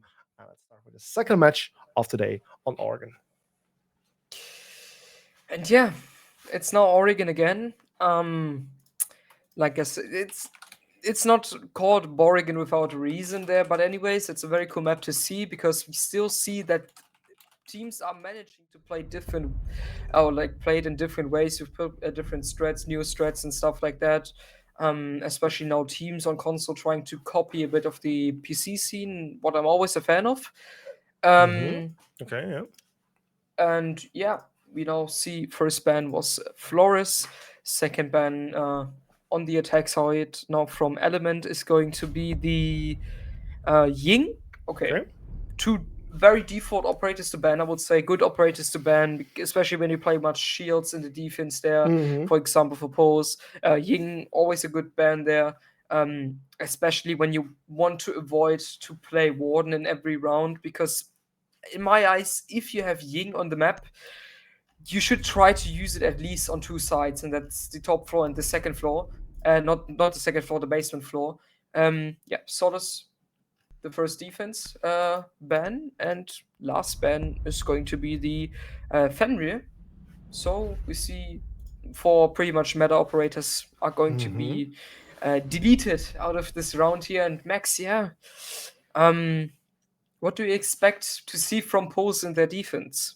Well, that's actually funny because I was just looking at Twitter where we did the prediction earlier for our viewers, where Pulse Nation has the clear advantage of a 69% versus a 31% of Elements, aka Recruitments of Anarchy. But yeah, here for the defense. So it is indeed Pulse Nation on the defense, where the statistics are fairly balanced, but slightly in the favor of the defense, I would say. So potentially we might see like a 4-2 split, but even a 3-3 split, just like we saw in Minions versus Yacht, is not out of the question. And I mean, ESA Cup, it's the console competition for Europe, and we have the best teams here. Uh, yes, I of have course, one it's always. question. Sorry. Um, Ah, which players is the okay. guy that maybe steps the most into your eyes? Because I saw it right now at the moment. I didn't know really that he's playing for them. Um, Um, you I'm don't not know it? Should I help you? sure. Man, Yes. okay. Used to be, in my eyes, maybe the best player from Team Cook in the last season, and Team Cook managed to come in the third place completely unexpected. Right. And I think he's a very good addition for the pool side now here, because he has such a big of an impact power, especially in the gunfights there, and knows how to play brilliant in different situations. Um, yeah, so pretty interesting to see him now in this roster there, anyways. Raccoons of Anarchy or Element now already managed to come into the top floor, get the top floor side, already opening the hatches. Then we see quite of a different build-up from then than from the teams in the last match there. They're going to come from the laundry and meeting side, not from the bunker side on the Big T side though. So pretty Hmm. interesting. Shimizu already down in the freezer there. 2 minutes left, and I would say Element has done a good progress so far. Yeah, Elements surely making good progress. Not a single bit of damage dealt to either of the two teams, but are already basically on the doorstep of their opponents. One on the main stairs, while the other one's on the freezer stairs. So great ways to approach the bomb site. I believe there might also be some pressure from the back side near backstage. No, there's no one there, but still, there's quite a lot of pressure being put from either side. Yana even already dropping the hatch. Quite a bit of damage being done there. The mirror being taken out, but also the bug immediately being picked up as well. 4 versus 4. Yana then also being taken up. And suddenly, it's Element actually losing this strength a little bit, as they just lost 2 players. And now we fall in a 4 versus 3 with still 1 minute and 15 seconds remaining. Yeah, 1 minute and 15 seconds remaining now, like you said, and yeah, we have 4v3 situation now for the side of Pulse Nation. And Pulse Nation, I like to see these Azami plays. Azami is always such a cooperator to watch, because you see every time different barriers and stuff like that. Shimizu now trying to get forward in the freezer, maybe gets the fractor in the bunker, does a bit of damage to Beans, does not get the kill in the end. So makes some damage to him. Strobo now gets the frag on Dennis, and yeah, 3v3 situation, 40 seconds left. Zoro now trying to do some impact with his flash grenades to the small room side there. Shimizu gets the frag there on the bunker player. It's now 1v1 situation. Man, okay, against Zoro. Maybe Zoro is trying to get up his teammate. No, he's not. He's trying to go take down the plant there. Nearly done the plant. Does get the plant down. Doesn't expect Man, okay, coming from the supply side. It's very, very close. Man, okay, does not know that he's playing in the freezer there. Zoro with very good position against his opponent there. And Man, okay, still thinks that he's playing in the pillar side. Yeah, Yeah, bit of an cat and mouse play there. exactly. Zoro does get the kill in the end. And yeah, what should I say? Yeah, great footwork from Zoro. It's like Yeah, mysteriously, 100%. mysteriously disappearing basically compared to opponents. Like he had no clue where he went. Very smart positioning which ultimately allowed him to win the round. Just in time, he managed to get the diffuser down. If it was just a second, he needed a second more, he would have been able to put the diffuser down, but wouldn't have been able to make it out alive. And yeah, just a really nice round for the offensive side here, where the score first round then goes to Team Element, aka Raccoons of Anarchy. So that's a nice opening.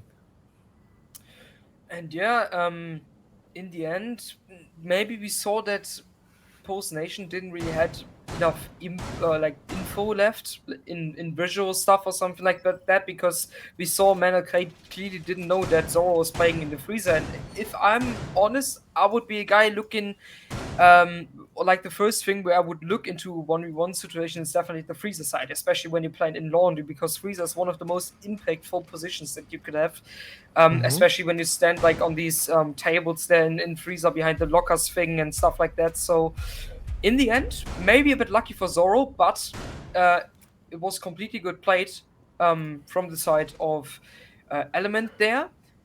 And yeah, we see now Element playing with a bit of a different operators. Now we see the Dokkaebi, we see Nock, and yeah, Dennis going for a bit of a roam there. Maybe the Nock doesn't expect him to play there. Dennis, anyways, gets the frag on Shimizu there, and it's now a very, very impactful operator pick there from the side of Post Nation because they took down already 2 nades, and now we don't have any nades left because you need to remember, Yana doesn't have any nades anymore. Anyways, Mhm. Blizzari getting the next frag on Schnitzi there, and yeah, now a 4v4 situation. And we had some Ooh. frags there, but didn't really happen very much there. Anyways, Metal K gets a beautiful frag there on the Ash. They're playing on the big window. Yeah, 4v3 situation for Bolts now. Maybe they're playing a bit more safe and win the round in the end. A very strong starter for Pulse Nation, which definitely helps them potentially win this round since their opponent now is a little disadvantage and they are the offensive team. They need to make a lot of work happening without any. I mean, still in Harbinger is intact, who's now playing solo there near Master Bedroom. He doesn't really have any way to deal with those mute jammers anymore unless the actually Strobo playing as Dokkaebi has those secondary impacts EMP nades. He needs to reposition himself so the Ace can do his work, but the Ace needs to be careful because if he exposes himself too much, loses his life, he can no longer use the utility he brought, especially for the job. So he needs to be a little bit careful here. But soon, I'm hoping that he will go for the wall. But yeah, just aggressively and patiently waiting for any defender to make a mistake and expose themselves. And yeah, we now saw or like heard that Strobo was using his EMP nades there to get the breach opened, and I think it's the mute that is standing on the table there. Strobo is not expecting it, and it's Beans gets the frag down the closet player. Maybe gets the frag with his shotgun. 2 gets it. Zoro also down. Now 4v1 situation. It's always left in the 1v4 situation. Nearly unwinnable for him, as there are still 4 people left of the Post Nation side. Maybe doesn't expect that the mute is playing so close there on the closet side there. He does expect it, but Dennis in the end gets the frag there on always. Yeah, 1-1 score now, and very well played round for the side of Post Nation there. yeah. In the end, didn't really seem like Element had a good plan to like maybe attack the site itself, because we saw they took very long for them to open the breach there because Strobo needed a bit of much time to throw his EMP grenades there. Mm-hmm. Maybe it was having much impact on the round at the end because we saw the mute had very much space to play, and in the end he gets, I guess, was 2 frags on the closet there or something like that. So yeah, he played very good, and yeah, so 1-1 score, and pretty much it's the same score as in the beginning of the map. It's pretty much SNOO. Yeah. Still winnable for both teams, and yeah.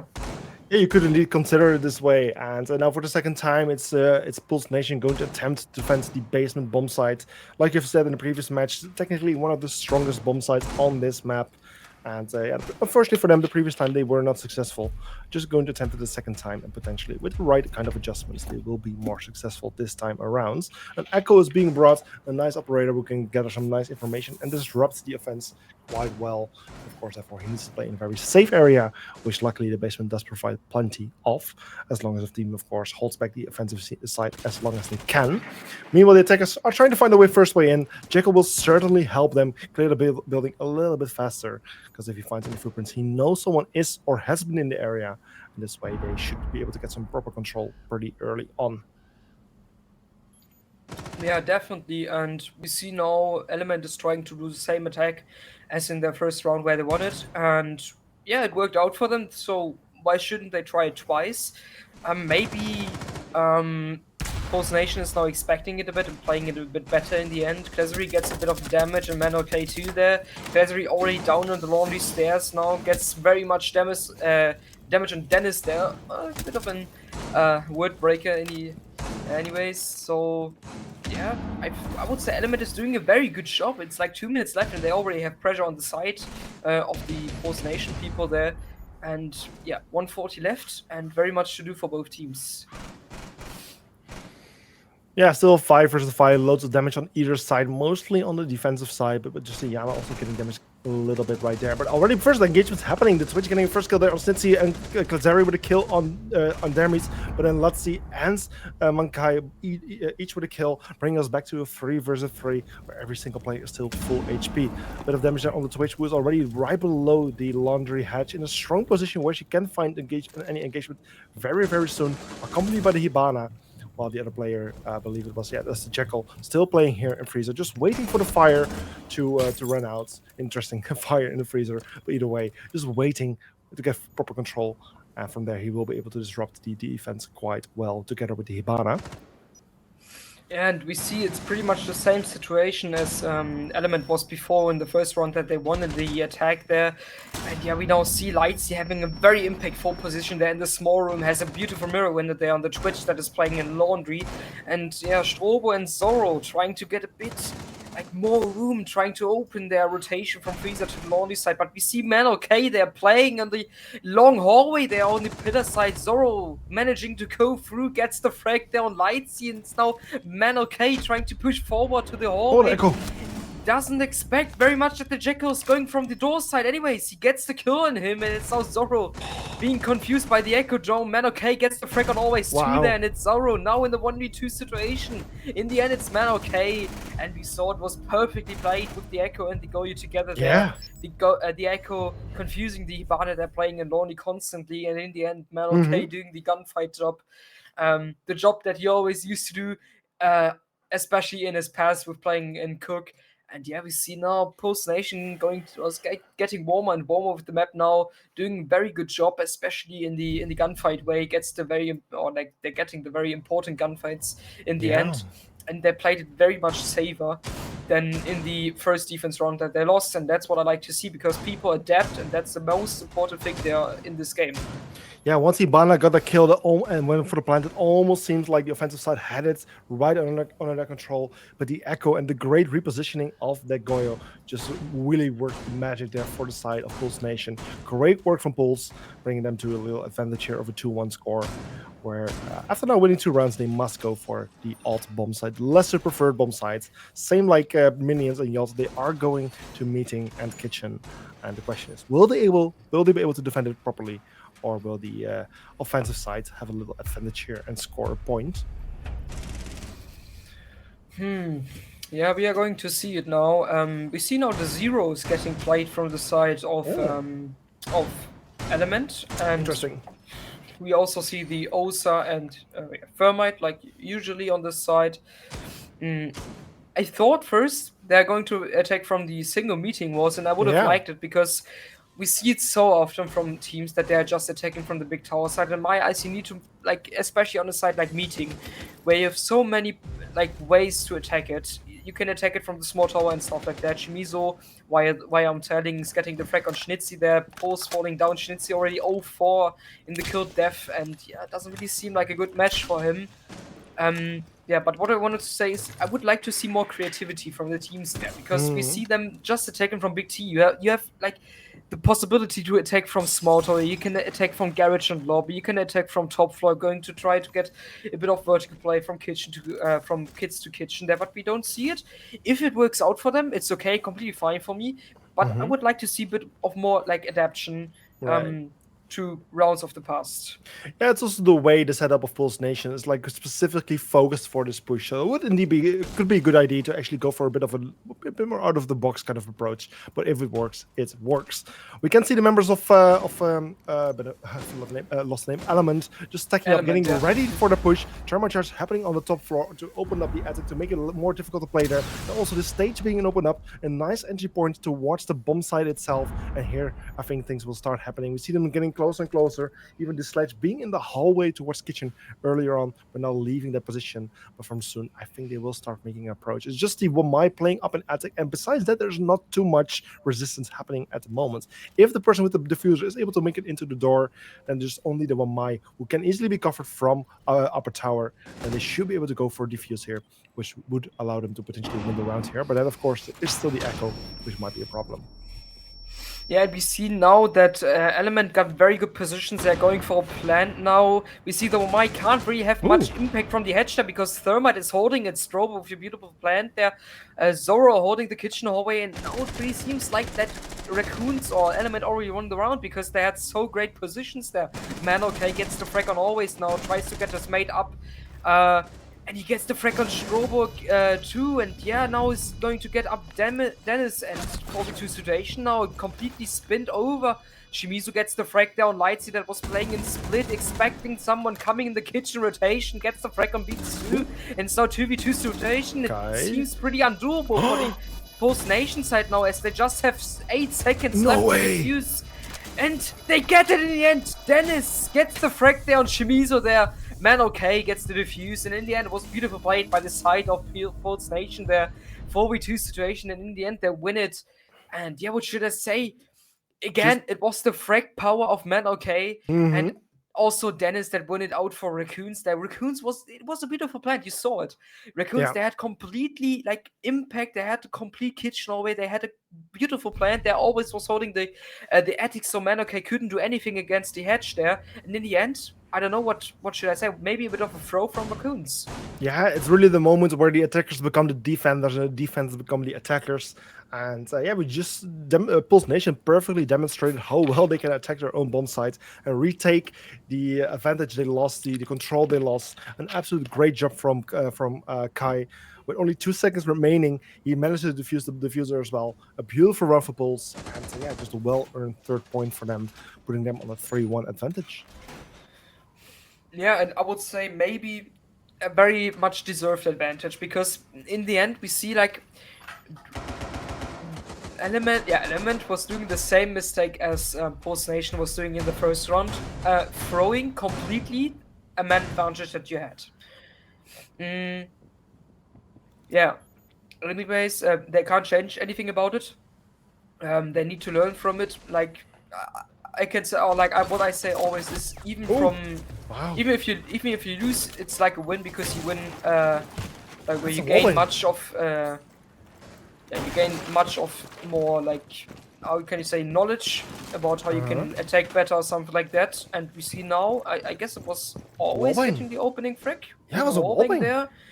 And I'm honest, maybe this is one of the spots where you see the most wallbangs, because it's very like good to expect someone to play or roam there, and it's always good to pre-fire there and try to get a frag. Maybe they had cam vision or something like that. Anyways, it was a very good opening frag from them, and we see Element has 4 nades now, gets the first frag like I expected it. Shimizu with a beautiful nade on Schnitzy there, and now 3v5 situation for Element, and it seems very well for them. Luckily, Latsi getting 1 kill there on Kizara, but then Shimizu with a kill there on Latsi. It's a 2 versus 3 situation, almost turned into a 1 versus 4, but still, Shimizu and Bean still alive. Nade's going to be thrown from below, might just connect if the player doesn't move, but then he moved. Unfortunately, the nade therefore doesn't connect, but still, the advantage for the attacking side, still plenty of time for them to work with. We can hear the ace charges going off, so walls are being taken care of, layers of defensive setup are being peeled off by the second. And therefore, by the second that goes on, Pulse Nation will find themselves in a harder and harder position where their win rate goes down significantly, win chances go down significantly. 2 versus 4 with members of Mercy basically on the doorstep. Mercy Element, on the doorstep. And as then Shimizu gets a kill, it's all coming down to Mankai, the star player of the team, but in a very difficult situation in a 1 versus 4. And then unfortunately gets taken out by the Nuck, who will get in a very close combat as the plant was attempted. And this way, the round goes to Team Elements, putting the score on 3-1. 3-2, sorry. Yeah, 3-2 now. Seems good for Raccoons there. If they get another round there, would be a good round swap for them, because we know Oregon is a 50-50 map. It's always good to get 3 rounds in any side. And what I also want to say now is, yeah, it's quite boring that we see Oregon again, and maybe a bit understandable, because, like we said, Element obviously got 2 new players, and Oregon is always a map that you can play together, even if you don't have much practice together there. So maybe an understandable pick for them, and it works out for them because they already have 2 attacking rounds, and that's very good. Yeah, hopefully for them, they get a 3rd round now, because maybe the defense is easier to play for them, especially as a new roster team. And yeah, hopefully we see a 3-3 swap in my eyes, because I always like to see as much rounds as possible from the caster side. Yeah, we see now top floor again. Not very much of operator changes from the Pulse Nation side. And yeah, the only thing that is different, I think, is the Jackal, if I'm not wrong. Yeah, so mostly very, very understandable and normal setups here from either team. So it's really coming down to whoever does better. That's going to make the most significant difference here. So with Jekyll in play, again, like I said before, clearing the building, finding some of those roams will be significantly more simple. But they still need to be careful because, for example, here Zoro was already playing at the main entrance, found one of the defenders, got damaged quite a bit, almost could have lost his life there as the only hard breach, something you do not want, but luckily he managed to survive and stays in the game a little bit longer. Also Sledge on the bottom of white. Oh, he is already, yeah. So maybe tries to do a bit of a push there. Shimizu does play a very good match already, 7 kills there for his side. 2nd top frag behind Man, okay. Always now trying to get a bit of an impact with his nade there. Unfortunately, nobody is standing there, so he can't get a kill with that nade. And yeah, we see now the side of Element does need a bit of more time to get some frags against the Pulse side, and they're now going for a different push. It's not the big window push now. They're breaching now the game side, and so Schnitzy gets his first frag finally in that match. Gets the frag against Zoro. Klezari with the refrag on Mana K. Shimizu gets the refrag on Schnitzy immediately, and so 4v3 situation for Element. Never mind, Beans gets the frag on Shimizu too. They're very fast round there now. Klezari is already in Kid's room, and it's now 1v3 as Klezari gets a double kill there, and it's now Beans left there playing in Master Bedroom. He does know that someone is going to come from main stairs, gets the frag on gets the frag on Strobo there, but anyway, in the end, it's Klezari gets the frag there. Look how low the Ash is. On the mute. Yeah, he actually almost got her. It was a very nice attempt at the mutes. And like, who expected it? Sledge was like the one who got 1 kill there in Master Bedroom on the Jaeger, but then got taken out by the mutes. Who expected 2 people to be in Master Bedroom at that moment? I honestly cannot blame the Sledge for losing that second gunfight there. But yeah, very interesting round. And yeah, just like on the first match of today, a 3-3 split. So very well-matched teams here, very well-matched to each other, equally skilled, which brings us on a very nice and equal split here. Yeah, definitely. I don't want to say too much now, but we see now that the predictions maybe weren't that right from the community, because maybe they underestimated Element a bit. But anyways, we see Element playing very good, even if they have 2 new players in their roster. Yeah, we now see quite of an interesting setup there. I've never seen a line and a rotation like that on the bunker side. But like I said, I always like it when teams are bringing new strats on Oregon, and yeah, maybe it works out for the side of Element there.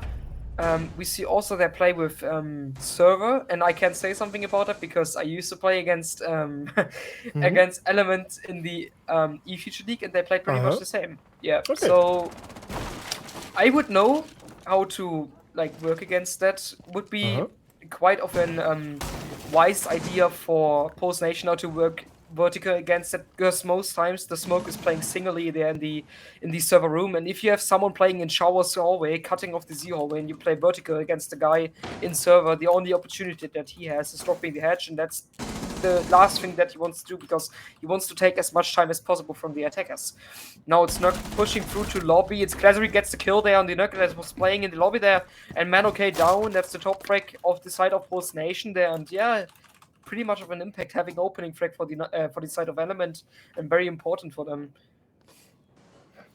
Yeah, indeed, the opening kill here going in the favor of the side of Team Element. 4 versus 5 already within the first minutes, with the attacker still trying to get some proper control over the map here. Some top control here near Armor, getting some very nice control, but the C4 is being thrown, but actually got shot mid-air, and then a very nice kill there, a nice punishment there on always taken care of. Which brings it now to the 4 versus 4. Still some roamers on the loose, closing in on some of the attackers. Bean's getting in a bit of trouble with various defenders closing in, but he still managed to find the injured. That's a kill. Look at the Clancy with 2. A nice little double kill. It's third for this round, bringing us to a 2 versus 3 with Beans extremely low in HP. Still very much possible for the attacking team. Just 1 kill is needed to even things out, but with the low HP on Beans, things might get a little tricky here. And there we go. It's Kazari still on a very nice kill streak, getting his 4th kill for this round. He just needs to find Beans. He needs to land only 1 bullet on him to get the ace for this round, the first ace of the season.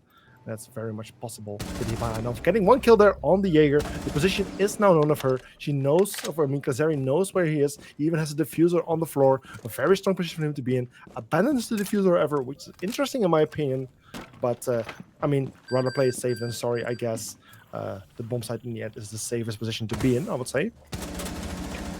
Yeah, definitely. Glazary having a beautiful match there, and also like with the quad kill there, doing against Post Nation. Maybe tries to get the ace there.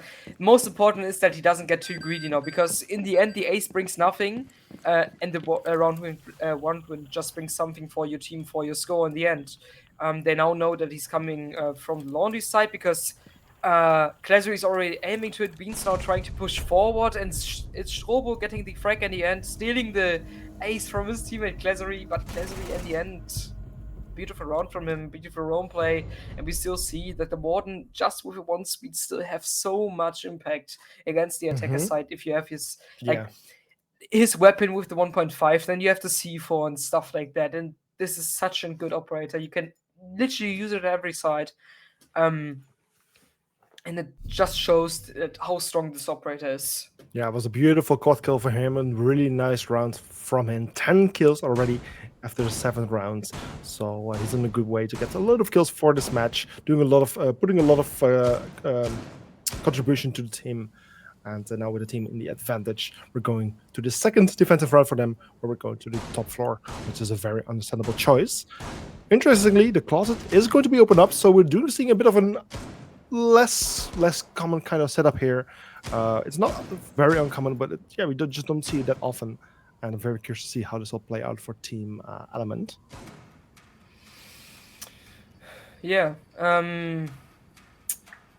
What we also see now is the Capcan. So you see Element is now playing a bit of an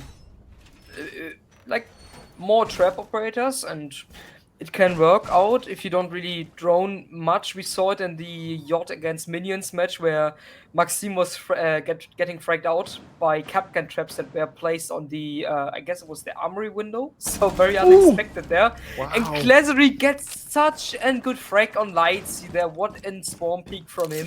Yeah, straight on the head. Yeah, after getting a quad kill in the previous round, he's still hungry for more. Gets another kill, or at least the first opening kill for this round.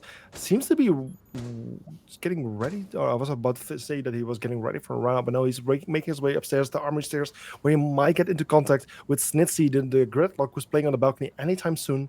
Or actually, he's playing downstairs, on the stairs towards Laundry, but in a very nice position where he can go for a very nasty flank, an unexpected location to be in. And he's definitely getting ready for more kills. Yeah, definitely. Now Manokay repelling on the armory window there, maybe trying to get on frag with his frag grenades there.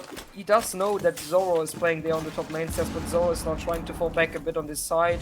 He does know that he doesn't really need to do much there in the Trophy Connector. They're always now playing aggressive there in the closet, gets a frag, and also plays aggressive with a shotgun against the terrorist side there. Man OK gets the frag on Klazari, so Klazari now down after getting 5 kills in a row.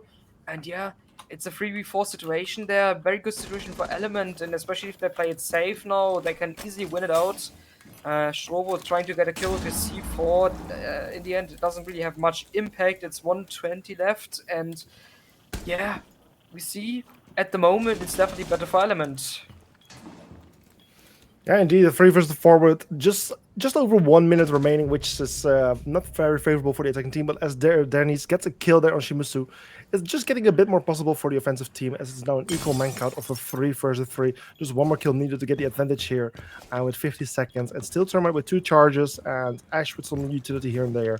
There are still some opportunities, but then they need to be careful and very useful with their time, because they cannot allow to waste too much time here. I would always waiting with the shotgun here in the closet, and Termite not even anticipating it.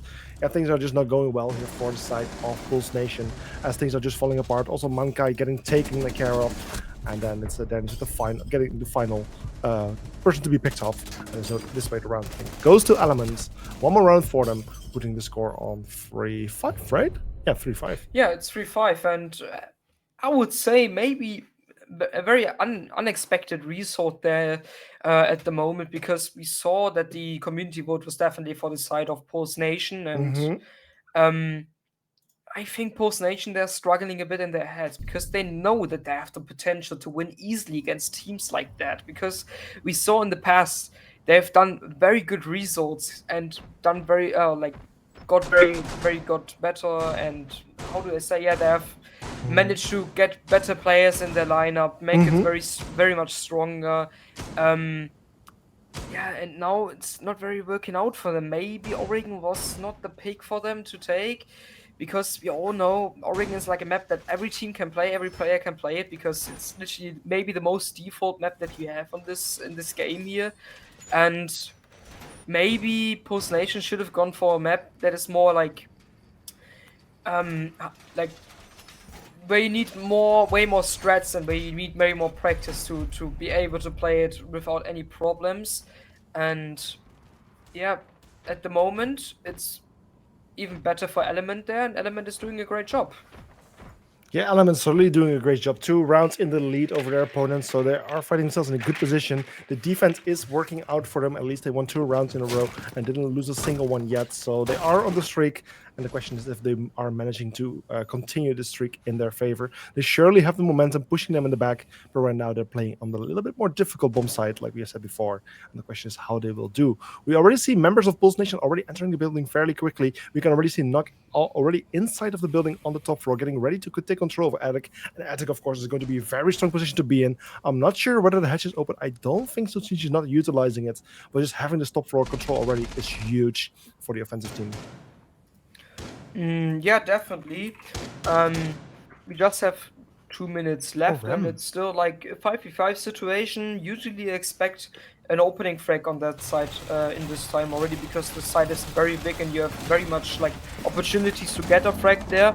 And we see Pulse Nation is doing the stuff that I wished myself from the other teams. They're trying to go from a different side there on the kitchen meeting side. There's Strobo is falling down to Lightsy by the vertical play, and that's what they need to do. The vertical play is maybe the most impact having thing that you can do on this side, actually, and they are doing a great job so far. Zoro and Klazari are down in the basement side. Nobody's really aiming at the flank. Man, okay, now expect someone maybe to come from through the stairs. Yeah, 120 left, and still, so far it seems very good for Pulse Nation. Yeah, Pulse Nation wasting a lot of time here on the side. I mean, they're wasting some time. You're being very effective with the time. Termite already trying to go for the plan, but getting stopped in his tracks as things are getting a little bit too hot. But not always. The last defender left remaining in this 3 versus 1. The perfect moment for Termite to go for the defuse.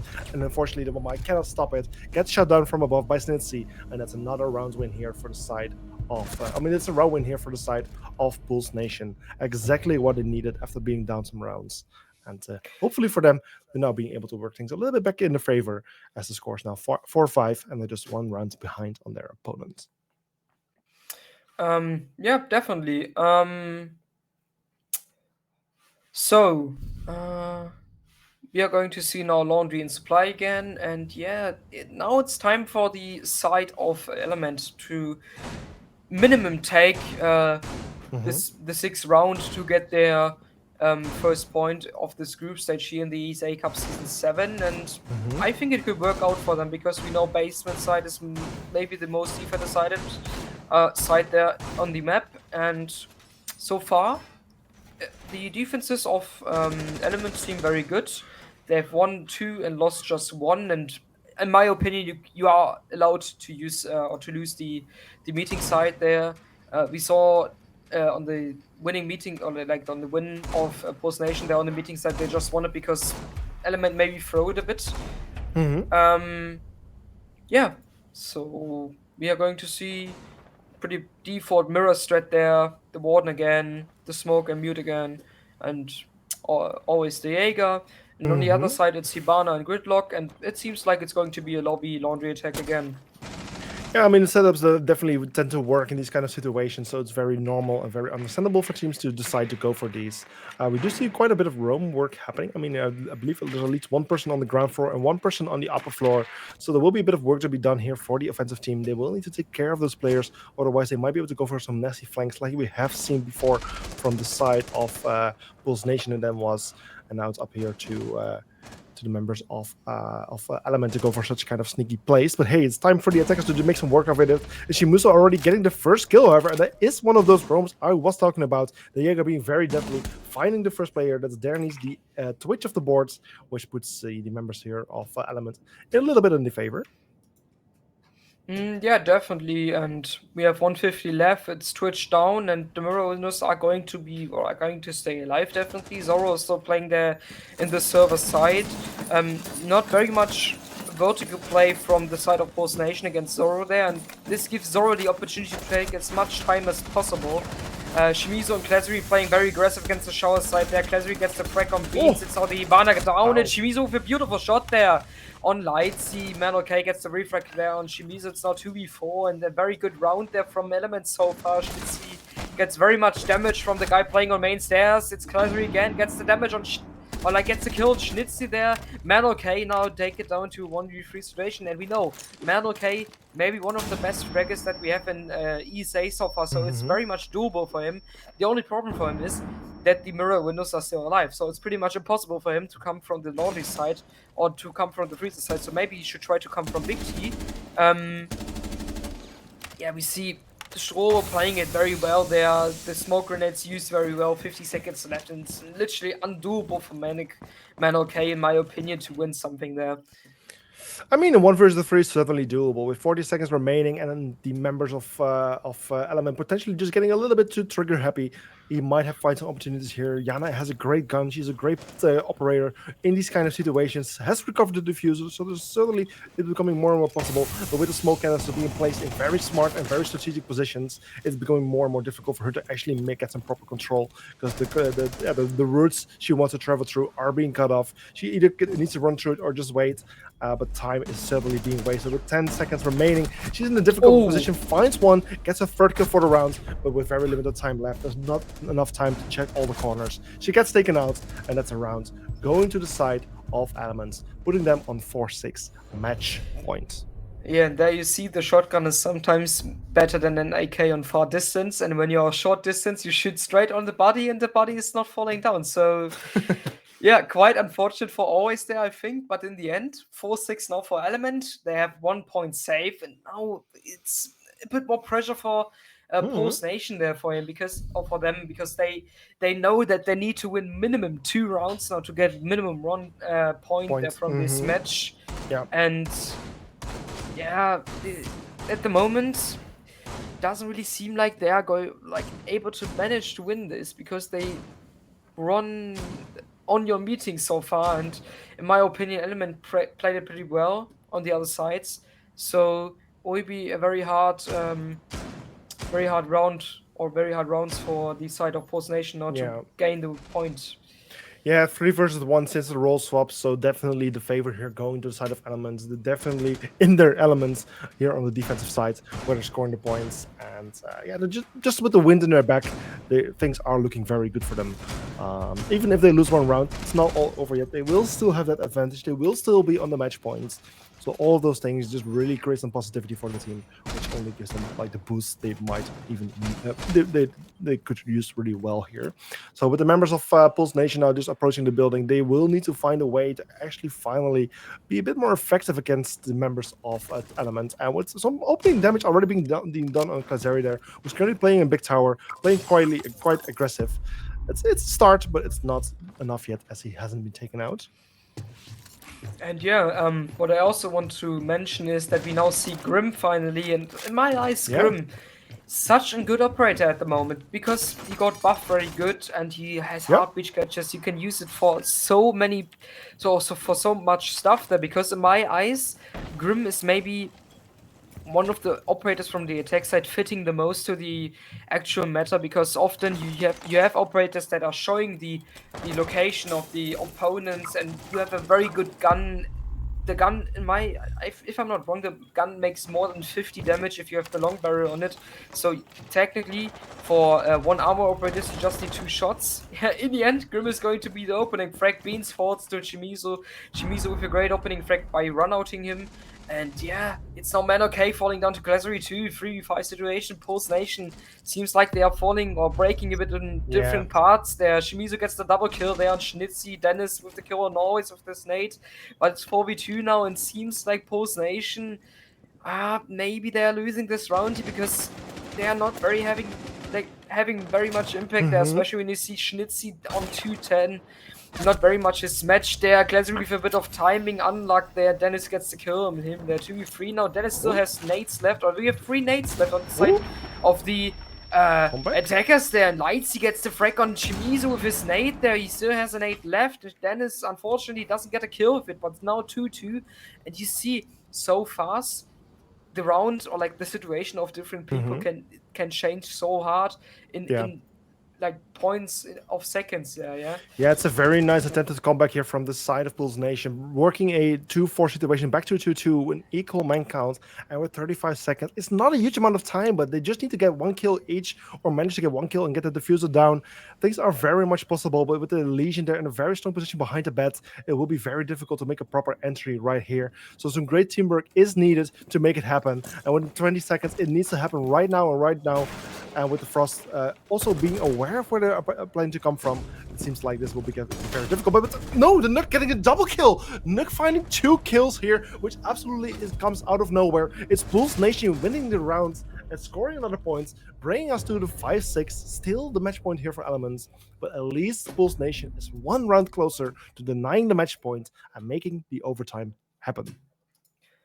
And yeah, what we saw now is maybe this could be one of the rounds that breaks the mentality of the people that are leading and pushes the mentality of the people that made the clutch. And often it can change or make very much impact on the results in the end. And maybe it seems more doable now for Pulse Nation to win it out in the end. They take the OSA now, maybe expecting that Element is going for the meeting side. Yeah, they are seeing now it's not it's not the situation. So Beans is already switching to Ash from Osa. Maybe it would be a wise a wise how do you say, like it would be wise from Pulse Nation not to switch from to a hard breacher to open the armory walls or something like that, because we saw they didn't have very much opportunities or angles to get kills on the defender side there, and it could make the life easier for Pulse Nation now to win this out in the end. Yeah, so yeah, it can still be the last round right here and right now if Element manages to win the upcoming rounds. But with finally Pulse Nation just finding a little bit more success in the previous rounds, they might might just have a bit more of a feeling for this round and might be more successful. So we'll see how things go. It's still Pulse Nation here on the offense, which might just be a little bit harder than the defense. But the last round, they did just fine in the very nice clutch situation. And we'll see how things go here this time around. Jaeger on the roam together with the Warden. Very strong combo. We have seen how much damage they can do. The question is in what extent Pulse Nation can actually shut them down.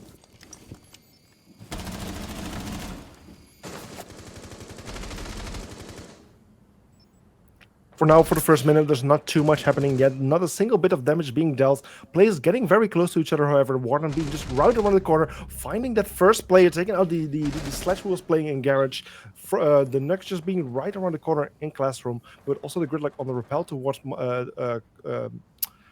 Armory and Snitsy on the main door. So the Warden needs to be very careful. He can find some players very easily and can get in danger very easily. But at the same time, Shimusu, the Jaeger, is approaching from the basement to help him out.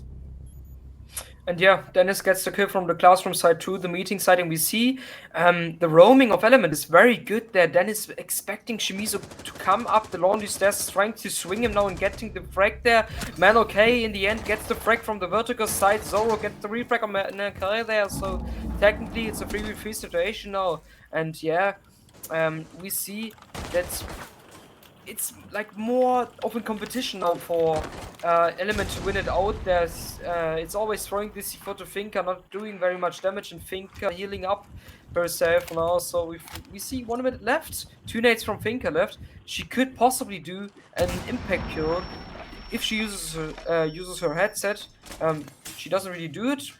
40 seconds left, and yeah, it's getting like more and more dangerous now for Post Nation to do the execute there, because they don't really have much entries to do the execute and not very much time left.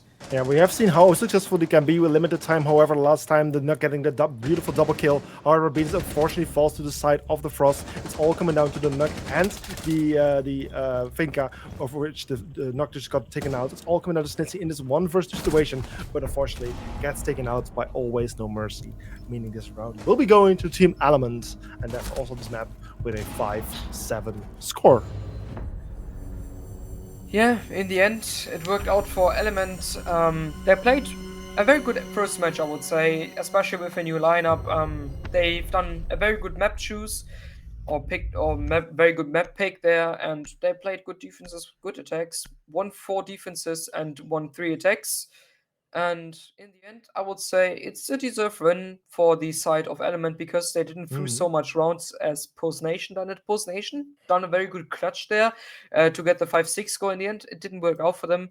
But I think if they watch over that VOD, they will definitely see what they have done wrong and will do it better in the next match. Yeah, indeed, a very good match from either of the two teams. Both teams have something to work on, but in the end, it was clearly Elemental being the stronger team here, previously known as Raccoons of Anarchy. But in the end, they managed to win with that 7-5 score. For now, as you can see, the schedule, we can quickly bring that up so we know which the upcoming match is going to be. It's going to be AGM versus BE, which stands for Before Facts. So that's going to be the upcoming match that we will see as the final match for today. So we're just going to take a break of about 5 minutes, not too long, so we can kind of catch up with the time. But in about 5 minutes, we will be back with the next match. So grab a drink, don't go too far, and we'll see each other very soon. Goodbye.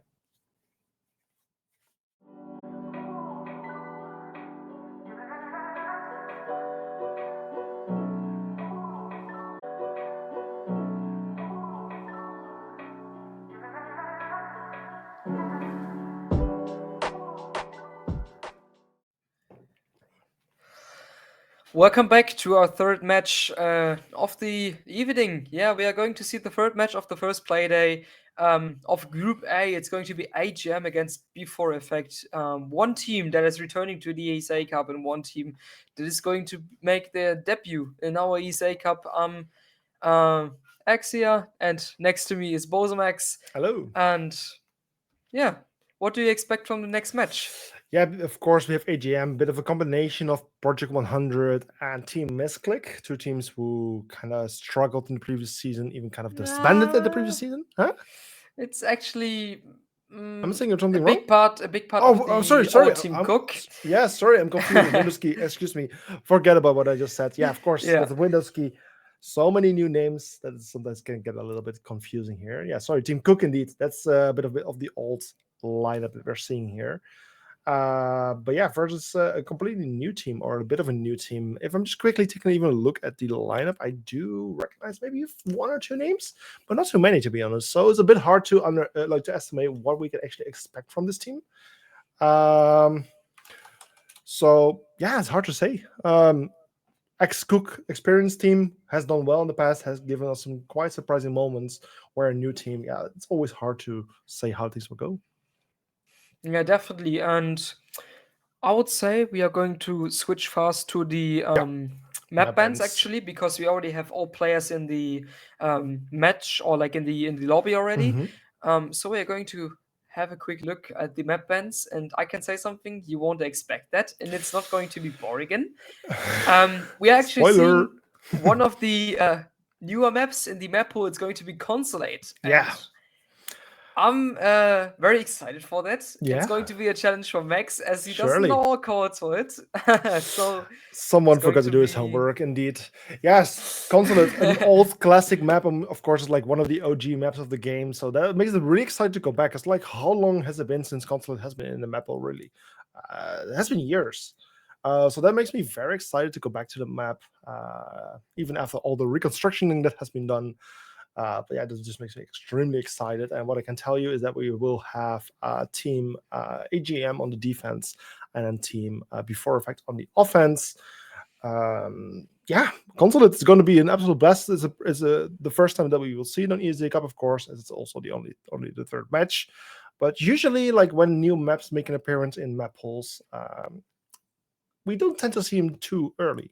Like teams really tend to stick with a comfort picks, comfort bands, and Consulate was certainly one I wasn't expecting to be seeing today. So let's just give the go word to the observer so we can actually start with this match. And then, yeah, the final match for today. It's going to be AGM versus Team Before Effects. Very curious to see how this will go, especially on a map like Consulate. I am very excited for this match. Yeah, definitely. What I also can say is that actually the play wise of the map didn't really change that much. We saw it on the PC already, Mm-hmm. especially in the Pro League. Yeah. Teams are pretty much doing the same attacks as before. The only thing that changed maybe a bit is the attack on the basement side. But what we also saw is that the basement side is not very a side that is going to be played much anymore, because literally everything is able to get vertical impact, Yeah. and often it's like when cafeteria is down and the back side of the garage, like behind the yellow pillar and the boxes, um, often this side is for the defenders already lost, because we already also have Ram here now, Yeah. Oh. in Mm-hmm. the operator pool. So maybe one of the most impact having operators. So I hope to see her very much if she's not getting banned. We saw Dokibi being banned as the first operator there, and Osa as the second. Osa very very understandable, because Osa is going to be played very much Mm-hmm. on the top floor and basement side. Mm-hmm. What do you think about the defenders? Defenders, yeah, it's hard to say what we can really expect here. Of course, there's always those default bands like an Azami, like a Goyo, like a Mira, like Azami, like I already said, one of those operators you can just always expect given like whatever map you're playing. So that's nothing too out of ordinary. But besides that, what can we really expect on a map like this? I mean, I'm not sure in what extent teams are already very comfortable and experienced on maps like these. Otherwise, operators like Cap can technically be quite effective. We don't see him being banned too often. But in this case, it's Solus, which is a very understandable ban. Solus has been a great operator since release and has also seen quite high ban rates, highest ban rate in ESA so far of all operators in general. So nothing too surprising there. Yeah, very curious to see how things will go. We'll be starting on meeting room console office, a very well-known bomb site, of course, from when the map originally launched. So very excited to see the reworked version of it and to see how the teams will be playing on it. Yeah. So we are going to see the top floor side as being the first one played. Understandable. Um, what we know from the past is, like, from the consulate gameplay that we saw before the rework, actually, that top floor wasn't really like a side that you wanted to play, because it has very much impact from the balcony, from the windows that you Yeah. could rappel on and stuff like that. You had much entryways for the attackers there, and now it's like, yeah, you have some windows and stuff like that, but most times the windows are a bit blocked by some walls that are like right in the middle of rooms. We see secretary now is very much bigger than before, so it's way more possible to play more extended for the defenders on this side. And yeah, we see Mirror getting played, and it seems like it's going to be an admin attack from the side of the attackers. It's actually before effect. It's one of the debutants that we see in the ESA Cup, so I'm quite excited to see them, how they play. There are still some known players, as for example Aaron Hendrick or Blakey. We know them from different teams in the past, and we see now Vapex getting a bit of damage against YT, Finka against the Wamai, and we see Finka is getting played again. We remember the old meta where Finka was getting played very much because of the nades and the LMG. Now it's just the spear and the nades because she like the inventory now of her got nades again because Ayana lost it. And yeah, we see it's still 5v5 situation, 2 minutes left. Yeah, still 2 minutes left. Only 1 minute has expired so far. Just little bits of damage being done there, but not a single person losing his life, which is fine. He's getting ready to just open a very beautiful line of sight all the way to like way further into the building, shutting down potential rotations. But unfortunately, I mean, decisively not creating a full entry point where you can actually vault through, and specifically making the line of sight, which can be extremely strong. Meanwhile, the various attackers are getting closer and closer to the actual bomb site. We can hear some Fenrir utility being activated, disrupting the lines of sight created by the attacking team, and also the Aaron, the IQ, all barely surviving the shotgun up close fronts, but still being able to play further in the game. And yeah, we see now the attackers are trying to push more forward to the side of meeting. They managed to punch the mirror window that was placed in meeting there. Larry trying to fall back now. Unfortunately for the Finka, he doesn't get the kill there. It's Whitey getting the opening frag on Cake there. Vapex with 3 frag on Burger Guy. Whitey with the second frag of his game there. And now it's Penny going up the banana stairs. Larry gets the frag on Whitey. Aaron Hendrick falls down to Ollie. It's now a quick 2v3 situation now for the side of the attackers there. Ollie laying down on the floor actually. Manages to make very much damage to Blakey. Blakey falls down to Larry. It's now a quick 1v3 situation. 40 seconds left for the attackers there, and Payne playing in the reception side, and it seems like not very doable as Ollie is playing very aggressive against him, and Larry gets in the end the frag against Payne there. And yeah, we saw it was a very fast execute in the end, and very much gunfights in very like little pair of seconds. And in the end, it worked out good for AGM, and they've won the gunfights. That's the most important in a situation like that. But I wouldn't say that it was a bad attack from the side of the attackers. We know that Constellate is still a very new map. Teams need to practice on it, and I know that this team of Before Effect is a very new roster, so we don't need to expect from them that they are playing like, I don't know, G2 esports. But I think they know how to play this map, because if they wouldn't know that, they wouldn't have picked it, or like wouldn't risk to play it. Surely. Yeah, that would have surely influenced things. And also, if you take a quick look at Twitter again, where the community has been able to do their predictions, you know, like voting throughout the day, we can actually see that the total of 37 people casted the vote, of which 87% voted for AGM versus only 12% for Before Effect, which again is very understandable. Not many people know Before Effect and what they're capable of. They really still need to prove themselves and make that proper entry into the competition, into the scene. And yeah, just like the viewers, me and you are also very excited to see what they can actually do. The first round looked promising. They didn't quite make it, but they still put up quite a good job there. Yeah, definitely. Yeah, we're now going to see, it's the second, no, it's the mid floor actually. Or am I wrong? No, it's the basement, isn't it? Basement, yeah. That's Basement. the basement, yeah. Basement. Yeah, was looking a bit weird. Anyways, Blakey gets instantly the breach there, on the main breach there, so no try from the side of AGM to deny it with impacts or something like that. A bit unfortunate, because we see Cake does have impacts in his inventory, so he could have used them. And we also see that Before Effect is trying to come from the third floor there, so they know how to attack this map, definitely. They're trying to force Vapex there from that is playing in the meeting side, and Larry also roaming down the yellow stairs. So we see that the side of AGM is playing a bit extended there. They're also playing with some mirror windows there from piano side to the lobby side. So we see they really try to gain as much time for themselves against the attackers, and Buck is doing a very good job playing vertical against the mirror window. 140 left, still 5v5. Well, make that the 5 versus 4 as Larry gets a kill there on Palia. I'm not sure how to say it. Larry with another kill there on Paney. Wit. Okay.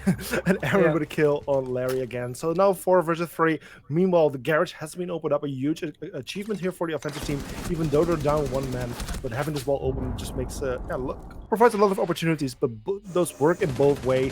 Quake makes perfect use of those, takes out the termites, brings us to the 4 versus 2, where the defensive side now heavily is in the favor in terms of man count. And yeah, definitely we see the Ram getting played too. So we have Ram and Buck, so very much vertical heavily play there. And Aaron Hendrick and Burger are now trying to gain in any way the round there for them. Ollie playing now, trying to flank against the Buck there. Buck gets the frag on Cake, so Maestro is down now. No impacts from his cameras anymore. Suffer falls to Buck too.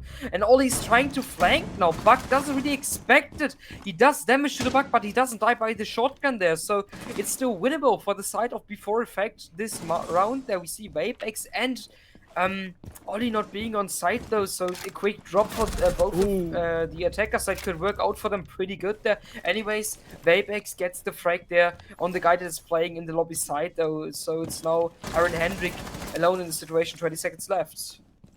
And the Buck can do it for the team, but unfortunately no, it's AGM Ollie there just waiting with the shotgun from a pretty nice line of sight and gets the final kill there on the Buck. A huge comeback here from the defensive side of AGM, and yeah, that's a 2-0. The 2-0 score here for the side of AGM. Once again, I mean, what can we say? Like, Before Effect is actually doing a decent job. They're actually doing a decent job. They're making things happen. They're getting close sometimes, but especially this last round here. They were in a good position. There was still some time left, but in the end, they got picked off 1 by 1. And in the end, didn't have too much time to work with. Needed to kind of rush towards the bomb site. And they just got taken off 1 by 1 again, losing the round as a result of it. Now we're going to the third defensive round here for AGM, where we're going probably to one of their lesser preferred bomb sites. And yeah, I mean, I remember back in the days before Competitive Cosmos really worked, this was always one of those tricky bomb sites where the best, like if you were a really, really good team or well-organized teams, you could easily pull it off. It could easily even be a very strong bomb site in that case. But at the same time, I mean, at this level, I can also imagine that the offensive side of Before Effects really knows how to attack a bomb site like this, and that actually AGM might be really put up for a challenge here. Yeah, indeed. And what I also like to see is that we are going to see the Tellus side there, because we know from the past, like, Tellus wasn't like very common spot to play, especially on the old Consulate, and we are seeing it more and more now, because I would say Tellus is a pretty doable side for the defenders there, because Consulate got very, very much bigger. You have more like possibilities to flank and stuff like that. Every room is more like extended. You have more edge or like corners to hide in, so it's very cool to play it. We don't see a pose. We can't see Solace because she's banned, but we don't see a pose. That's quite interesting. And Whitey gets the opening crack there on Vapex, on the Oryx. Maybe one of the most important frags there for them, because we know Oryx can jump up hatches and stuff like that. So it's pretty like. He's a master roamer. Yeah, like a master roamer. That's what I was searching for there. Yeah. So him, Vigil, Kavira are basically like the master roamers, all have a unique ability to stay out of sight, to keep hidden. But yeah, those with him taking care of things are slowly getting better here for the offensive side. And with Whitney getting another kill there on the K8s, is now 3 versus 5 in the advantage of Team Before Effects. Something that we have seen them achieve before, but then they weren't able to keep up with it. Will they be able to do so? They did just lose a member, but at the same time they also got a kill. This is 2 versus 4. Things are certainly looking possible, but like I said, this 2-4 situation, we have seen it before from the side of Before Effects, and then they unfortunately lost it. So it's not the right time for them yet to cheer. yeah, definitely. And we see Larry playing in the lobby side though. Ace is now trying to get down the plant there. C4 does some damage to Burger Guy, but does not kill him. And it's now 1v4. and Larry the only one left. Burger Guy gets the frag on Ollie, and Larry gets the frag on Burger Guy. So 1v3 situation pretty much unwinnable for him, but we still know clutches are still possible, even like in Rainbow Six Siege. And Larry gets the second frag on Aaron. Oh no, the third frag for him on Aaron Hendrick. 1v3 situation now. Payne is trying to force him there. Maybe not the wisest decision for him. Larry gets the fourth frag. Now on a quad kill for him now, and it's him against Blakey. And yeah, he does have just 14 seconds left. Blakey playing there on the terrace stairs, and Larry does not know it, I think.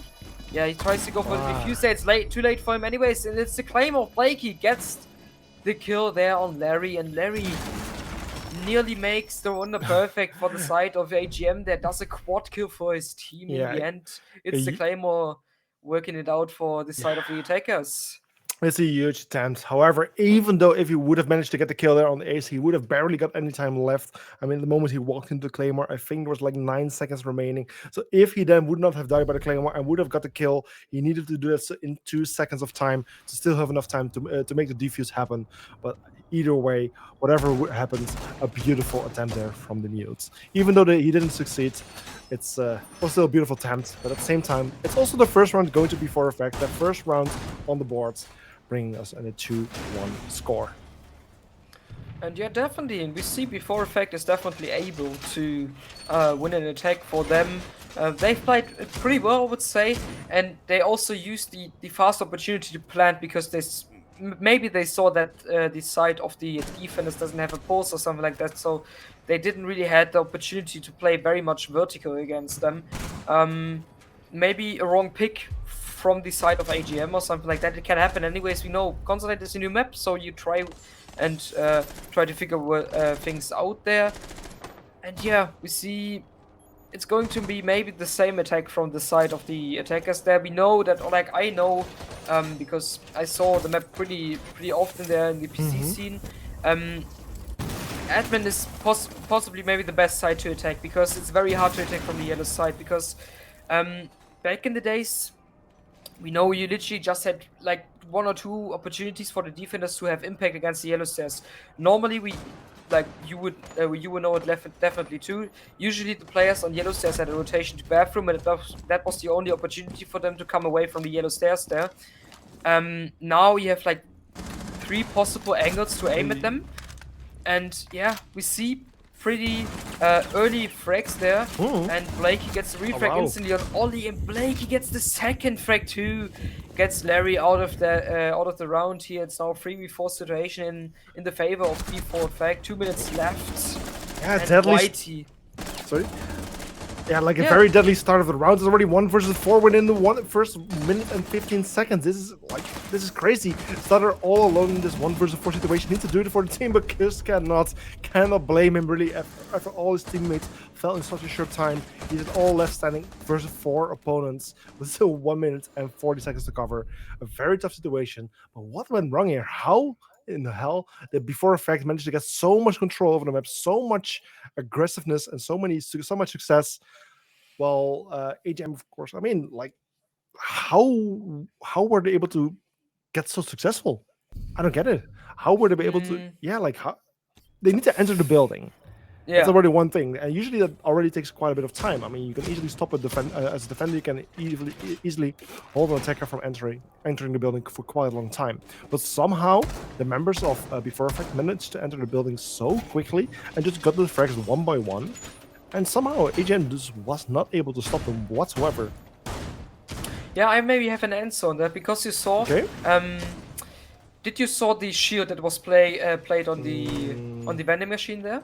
Yeah, I'm seeing it on the stream happening right now. Next to reception, and in my opinion, Ollie and Larry played way too aggressive. They didn't play so aggressive on the first round that they won on the first floor. You saw Ollie playing close on the small office, and Larry playing in a very bad situation for him on the right side of the meeting door. So technically, it were pretty 3 frags for Blakey there, and in the end, they've got a very good quick opportunity to get the man advantage, and you saw Ollie and Larry didn't really use the impact of the shield there, because you need to remember Ollie always had the shotgun with him. Ollie was playing on the meeting door there, and he did know that he has the shield there to cover him up in the hallway. So technically, he didn't even needed to peek him there so aggressively there. Yeah. Yeah. So there you have your answer. Maybe it was that. So in my opinion, they played too aggressive. Definitely. We see now White. He gets the next opening frag for him. It's already 8-3 for him as the KD, and he's playing a very good match. Ollie playing now aggressive in manager's office and tries to get some impact with his shotgun there. Gets the frag on Aaron Hendrick there, and yeah, we see the power demonstration of the shotgun there. It's 150 left 4v4 situation, so everything can happen still. Perfect use of the water in there, like perfect use of his ability 100%, with the shotgun combination. Such a strong one. He might just get the second one here. Yes, he does. He takes out Witty. We're also a Vape got a kill on the burger guy, but then Ollie here getting injured, likely to be finished. But his teammate Mira is getting a little bit close, might be able to go provide the proper cover. Throws C4, gets the kill, and Blake is finding himself alone in this 4 versus 1 with Ollie likely to be revived, and Ace finding himself in an extremely difficult and tough situation. He does have time. There's 1 minute and 15 seconds remaining. Ollie, of course, is very low HP, can easily be taken out, but things are definitely going to be tricky here. Yeah, definitely. I mean, Blakey still have the opportunity. He gets the frag on Cake now, and he gets the frag on Ollie too. So you see, from like peeking too aggressive, you can easily present or like put the frags on the table for the enemies there, and it's not possible for Blakey to win it. Yeah, he does have like 10 HP left, but we know Siege is one-shot headshot, so everything can happen. In the end, Vapex gets the kill on Blakey there as Blakey tried to open the mirror window with his ace charges, so lucky in the end for AGM. They throwed it a bit. Was a nice try from Blakey there. Yeah, but in the end, I would say maybe it's even deserved for AGM to win it because Ollie did a very good job with his shotgun there, using his utility to be like not impacted by the flash grenades, and in the end, they won it pretty good. Yeah, and just like the previous 2 matches that we have seen today, after the 5th round, we find ourselves in a 3-2 situation, a 3-2 score, I should say. And this could easily become, again, a 3-3 score split. Just like, exactly what we've seen in the first 2 matches. This might happen again for this one. And it really shows like how well the competition is within the season of ESA. I mean, the first match being an 8-7 score, the second one being a 7-5 score. Very close matches, and that's exactly what we want in a competition like ESA. Close teams, the best of the best. And I'm just very happy to see that all these teams are so well matched against each other. Yeah, definitely. It's like I said, this season is maybe going to be the most competitive season you're going to see, because in my eyes you don't really have the teams that are like the stars of the tournament, because you saw always, or like already in other tournaments, like for example, I was speaking with Max about it. For example, Aspire won against F7 this night, and everybody says F7 is maybe the best team at the moment, and they do have a very good roster. I don't want to say anything bad about them. Maybe they are the best roster, definitely, when you look at the win history of them. But you see, everything is possible. Every team can win against every team, because in my eyes, like the balance of the power of every team is on a very balanced position at the moment. That's what I like about it. Yeah, and there were like teams like Minions having complete new rosters or almost complete new rosters, but also like a strong team like Kanji disbanding recently. So many things have been happening in the console scene recently, and this just really has been putting things upside down, as you could call it, and really true in a nice mix where lots of new teams have new rosters and new talents, which really kind of evens out the battlefield a little bit more evenly, which is a very good and healthy thing for the scene. So I'm very excited to see this season in action. This match and also the previous 2 matches already show and demonstrate how well these new rosters work. And yeah, we see Whitey gets the opening frag for his team there. Xappa with a quick refrag. Vapex gets the kill on Painy. And yeah, Burger Guy gets the refrag and Vapex there. So we see pretty fast refrag action there. And it's very good play from the attackers there. Because in the end, you see, it's more likely to see an attacker clutch in 1vx than a defender. Because defenders are more likely going to overpeak or something like that if they have an advantage situation. And it's still a 3v3. Breach is open. Blakey's now doing some impact on the yellow side there. Cake's holding a good angle there on Blakey that was playing in the yellow side. Then Cake gets the frag on Blakey there. It's now Burger Guy and Aaron Hendrick left, the two vertical players. And yeah, it's still Ollie playing on a very good position there on pipes with his shotgun. Safa is also playing now in the basement floor, so they all fall down a bit. We hear a C4 now. Unfortunately, doesn't get a kill. And yeah, I'm going to be. I can't really say where the attackers are now going to come from because they are still on the top floor. Yeah, especially with one more shot being shot down, it's all coming down to Aaron Hendrick in the 3-versus-1 situation. His position is no, but he finds one kill, but then gets shut down for the first time today. We're not seeing a 3-3 split, but we'll see a 4-2 split instead. AGM taking the lead here with a nice score, after which we'll now see the roll up, where AGM will now switch to the offensive side, and before effect will switch to the defensive side, which might throw in a little mix here. Yeah, definitely. I think like two attacks are for this map definitely good. You can work with this. We didn't really figure out which side has more impact to win. Mm-hmm. I personally would say it's the defense actually because it's so hard to attack this map. Yeah, like I said, the best way to attack the map, for example, top floor is basically the admin side because yellow. There are so many angles that the defenders can hold on just one entryway, and that's very hard to attack. You normally need 100% win rate in gunfights to come through that. But yeah, we see what's quite interesting.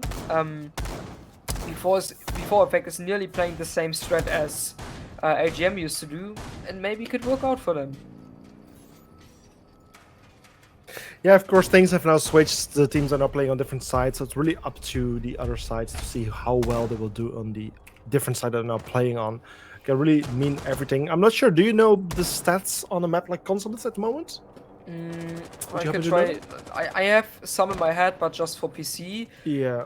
I know that this side is definitely more deaf-sided because, like I said, it's very hard to attack it. You have not very much opportunities to attack it, just two sides, I would say. Because, yeah, you can open the meeting breach, but it's still just one doorway you can go through to like go on side of the defenders from the attacker side. So yeah, it's possible to win on the attack, but it's very much harder than on the other sides. Yeah, well, that's also what we have been seeing then in the first half of this match. 4 rounds to the defense, 2 to the offense. When I also know the first kill comes from the defense, where it's before effect getting the first opening kill, but taking out Larry, the gridlock, which now brings us to a 4-versus-5 situation. Sledge entering the building, getting very close to the one Burger Guy. Needs to be very careful for the situation because could easily be taken out as he's not being strengthened by one of his teammates. Quake. They are standing a little bit stronger, and also one player waiting ready on the window to enter the building as well. Yeah, we see Larry, the top frag of AGM, falls down instantly, and those are 2 nades that are out, and the flank watch also. Gridlock actually a very cool operator for this map, in my opinion, because you have so much opportunities to hold away flanks. And yeah, we see Blakey doing literally the same mistake as Larry was doing in their defense, playing way too aggressively on the meeting door and giving a free frag to the attacker side though. So it's a 4v4 situation though, and shouldn't have happened for them in my opinion, because if you don't play too aggressive you can easily win this out because you just have doorways to go through actually as an attacker. Yeah, Painey is still playing on the first floor there, maybe trying to go for a flank there. Suffers now doing a bit of a rotation for him to the hallway there, tries to get and kill against the Wamai there, playing behind the shield. It's Whitey and Aaron Hendrick getting the kill, 2v4 situation now.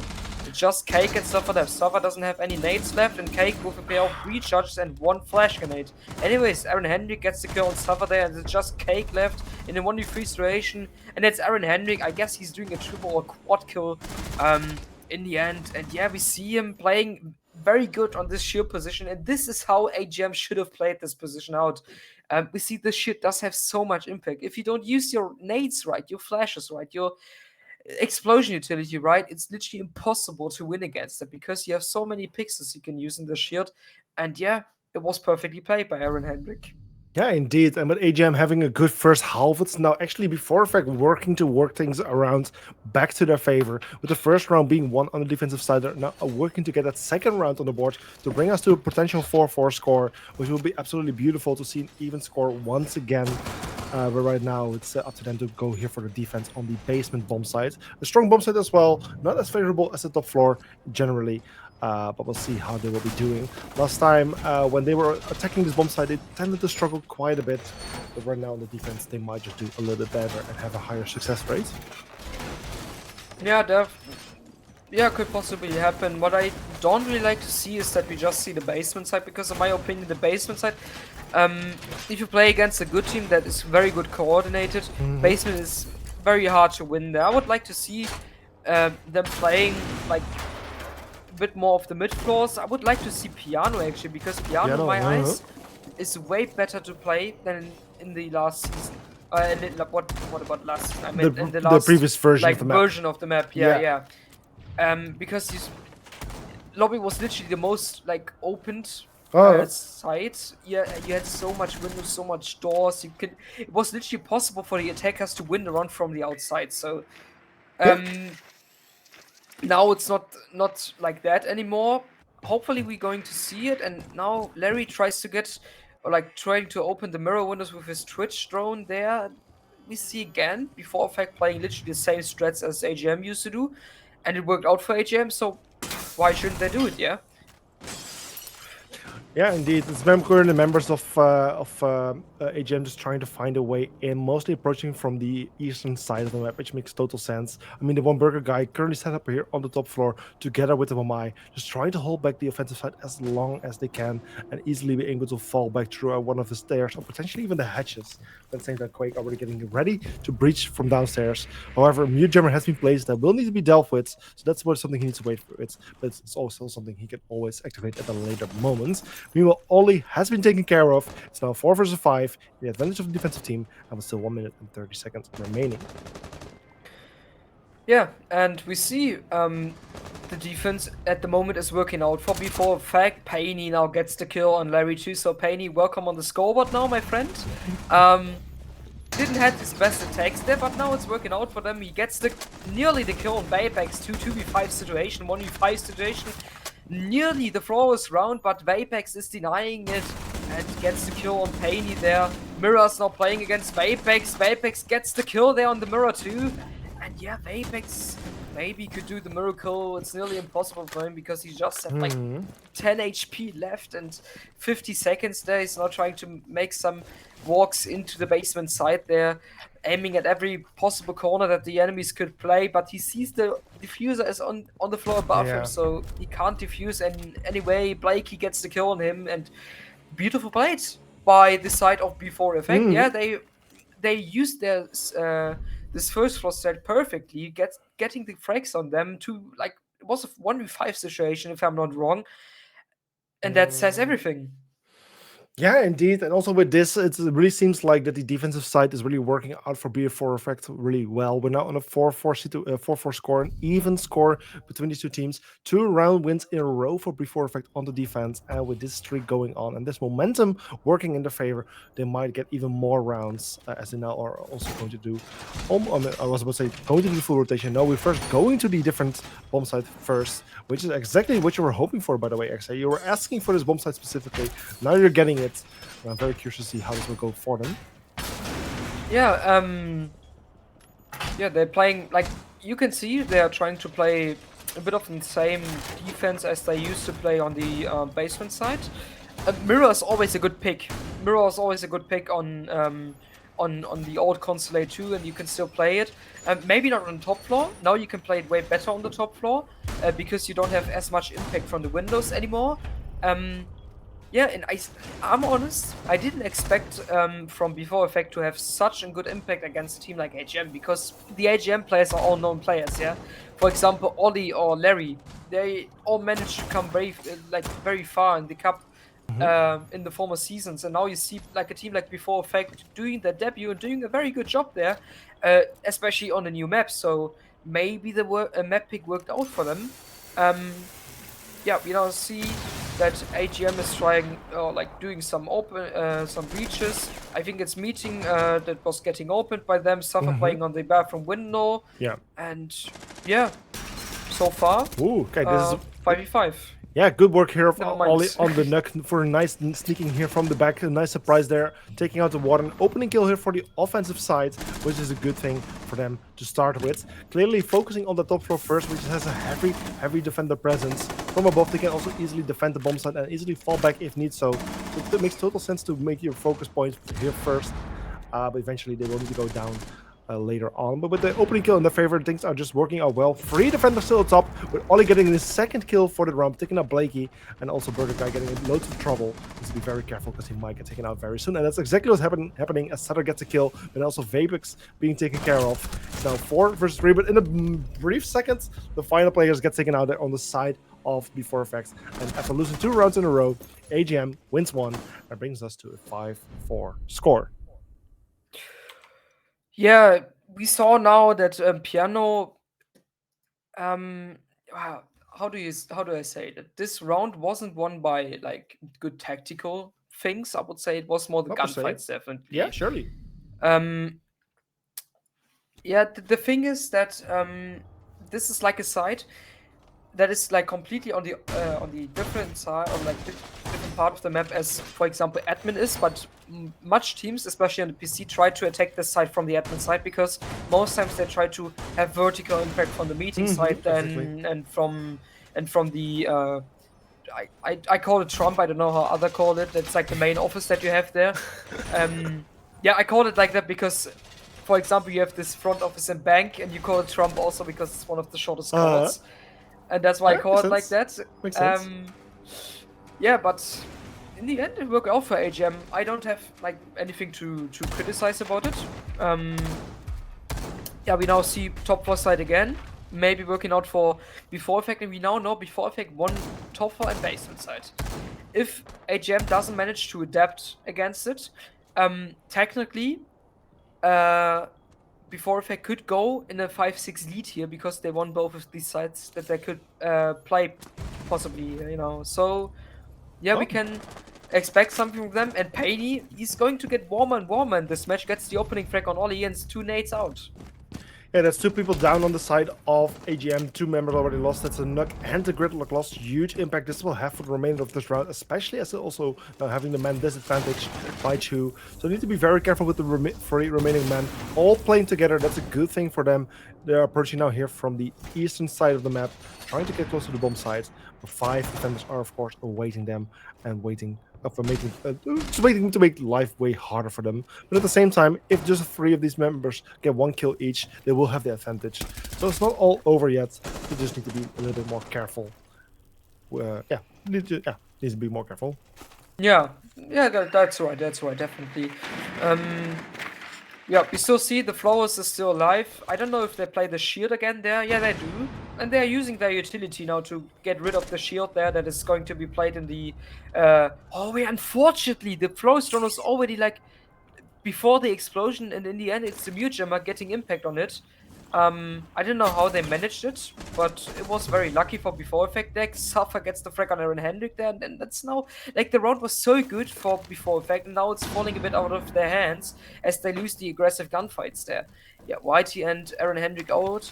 One of the top fraggers off the side of Before Effect. Vapex is now trying to rotate to the other side there, and I don't think that Suffer knows that the guy behind the shit is dead. Maybe he does, but doesn't seem like that because he's not like confident enough to push forward into the hallway there. Now tries to flash the guy in meeting there. Vapex is trying to come from the breach. I don't know if it's expected from the side of the Before Effect people there, because the C4 comes, Suffer gets the kill, and Blakey, the mute doesn't seize it, and Vapex gets the kill on him. It's Painy left now playing in the reception side.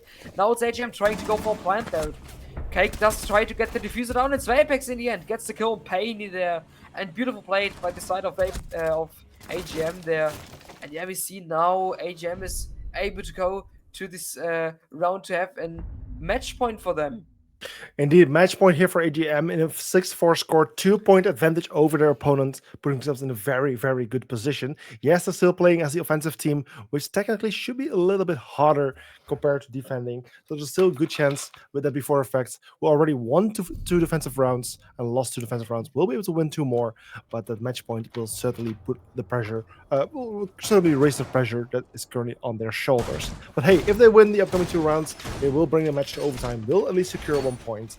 And that's exactly what they now will be aiming for. But at the same time, match point here for AGM. Just one round out of the upcoming two is needed for them to end the match in their favor. Yeah, definitely. We're going to see the same side again, and basically the same strat. Maybe before effect now talk together a bit. Unfortunately, we didn't see a tactical timeout yet. Mhm.